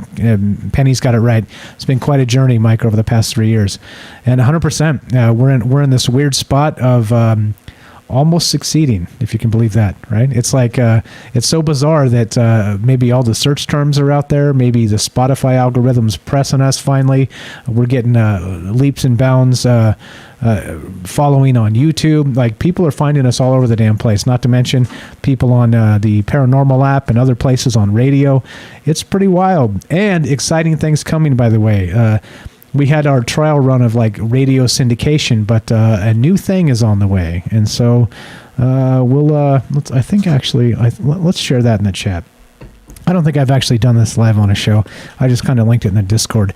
Which, by the way, if you haven't actually been on the Discord, this is the time to get your ass in there and come say hi to the Discord, because there's a whole lot of things going on, a whole lot of folks sharing great ideas, 24 hours a day. It's literally all over the damn place. So I'm going to put this up so you guys can see what I'm talking about. This is the Fringe late night. So we're Fringe has been noticed, and there's some people trying to press us into well, let's say into actual late night radio to compete against the likes of Coast to Coast and guys like that, right? There's more names you can put in there, but there you go. You want a radical, bizarro picture of me? You got one, but that's what this looks like. I'm going to link this if you guys want to check it out. But this is where's this headed? That's myself. That's Ryan Gable. That's Joe Roop in the middle. And check it out if you want the link. I'm going to drop it in there, and you can check it out. But yeah, this is it feels like this show is on the verge of blowing the F up. And there it is. More down here. There you go. There's the Michael Strange. We got the Joe Roop, and we got the Ryan Gable business, and then the radio clock, and the whole thing. So it's this is on the verge. So here's the thing: if you guys want to help, if you guys want to actually help in terms of maybe pressuring your local radio station, just call them up and say, hey, have you guys heard of this Fringe late night? They're doing this, and send them this link. That link I just dropped in the chat, and it has all the contact information. And this is the way you get on real radio. So just FYI, it's coming. We've been noticed, and it's the three-legged dog is Ryan Gable, Joe Roop, and Michael Strange at this point. So just want to say none of this happens without all the rest of you guys, and I appreciate that very much. Like I said, blowing up my brain every night, challenging me to come up with new and interesting topics every night, and it's good stuff. So thank you. Yes, it's a little bit of an older picture, and there it is. So just letting you know. But I feel like when you're pushing a mountain up a mountain, which was the term that actually Frank gave to me before he left. It feels like we're pushing a mountain up a mountain. It feels like we've come to the crest, and you know what that means. You know what that means? That means there's a downside, and the downside means extreme velocity. That's what it means. So anyway, there you go. And so we are able to be syndicated in the sense of call your local radio station and say, hey, once you put these guys on the radio, people need to listen to this stuff. And there we go. So as we finish this up, thank you again to everybody. You guys know who you are. Each and every one of you out there listening, literally the most important thing here is your time and your energy. Your time and your energy. And what I mean by that is that you could be doing 10 million other things right now, right? You really could, but you're here with us. And I'm honored by that. I'm blessed by that. And I think it's a blessing for all of us because we built a really great thing together. So thank you guys, each and every one of you, for all that. Happy holidays. Let's get the hell out of here. Let's do it, shall we? Let me make sure we don't have a wayward J. And all right, we're out. We're about to get the hell out of here. Anything else, Kelly, before we cut out of here, or Daryl? Gonna play some music and do a thing? Here. I heard you. What was that? Let's get out of here. Let's get the fuck out of here. All right, let's do it. Let's smash the button. Let's do it. All right, let's do it. Playing it. You guys can hear. I want to smash the button so you'll hear a little echo on yourselves, but you'll hear the music. Let's do it. Let's get the hell out of here. All right, you know the drill, right? You guys are the secret weapon of this show, and getting together and talking about this is wild. It's unprecedented. It's not radio-like at all. Well, I kind of don't care because we're different. We're a different animal, as you can tell. Maybe this animal, this radio animal, comes from the nether sphere, whatever the fuck that means. And, well, as we finish, yeah, there you go. Thumbs up. Thumbs ups into things. I appreciate that very much. Spread the word. If you like the show, spread the word. If you want to help, there's a few ways. Patreon is one. Rockfin, you can sub up another. Twitch, sub up another. We do new shows on Twitch exclusively, and then they go to the podcast feed after that. Also, if you don't want to spend money but you love the show, just spread the word. Listen to us on the podcast feed. That would be Spotify, that would be iTunes, that would be Stitcher, that would be any place, Podcast Addict, whatever you prefer. If you listen to us on those platforms, pennies come my way as well. Boost the show up. Again, as everything grows, we get better and better equipment. We get better radio stuff. I can fix this webcam garbage going on. There's all kinds of stuff happening, right? So, well, thank you for being part of this. Thanks for hanging out with us. Like I said, I'm blessed. I'm honored. Happy holidays. Please remember that we don't need a season to tell us to be grateful. We can be grateful 24 hours, 365 days. And let's do that. So let's get the hell out of here. Kelly, as he called it, let's get the fuck out of here. Let's go. As we finish, it goes a little something like this.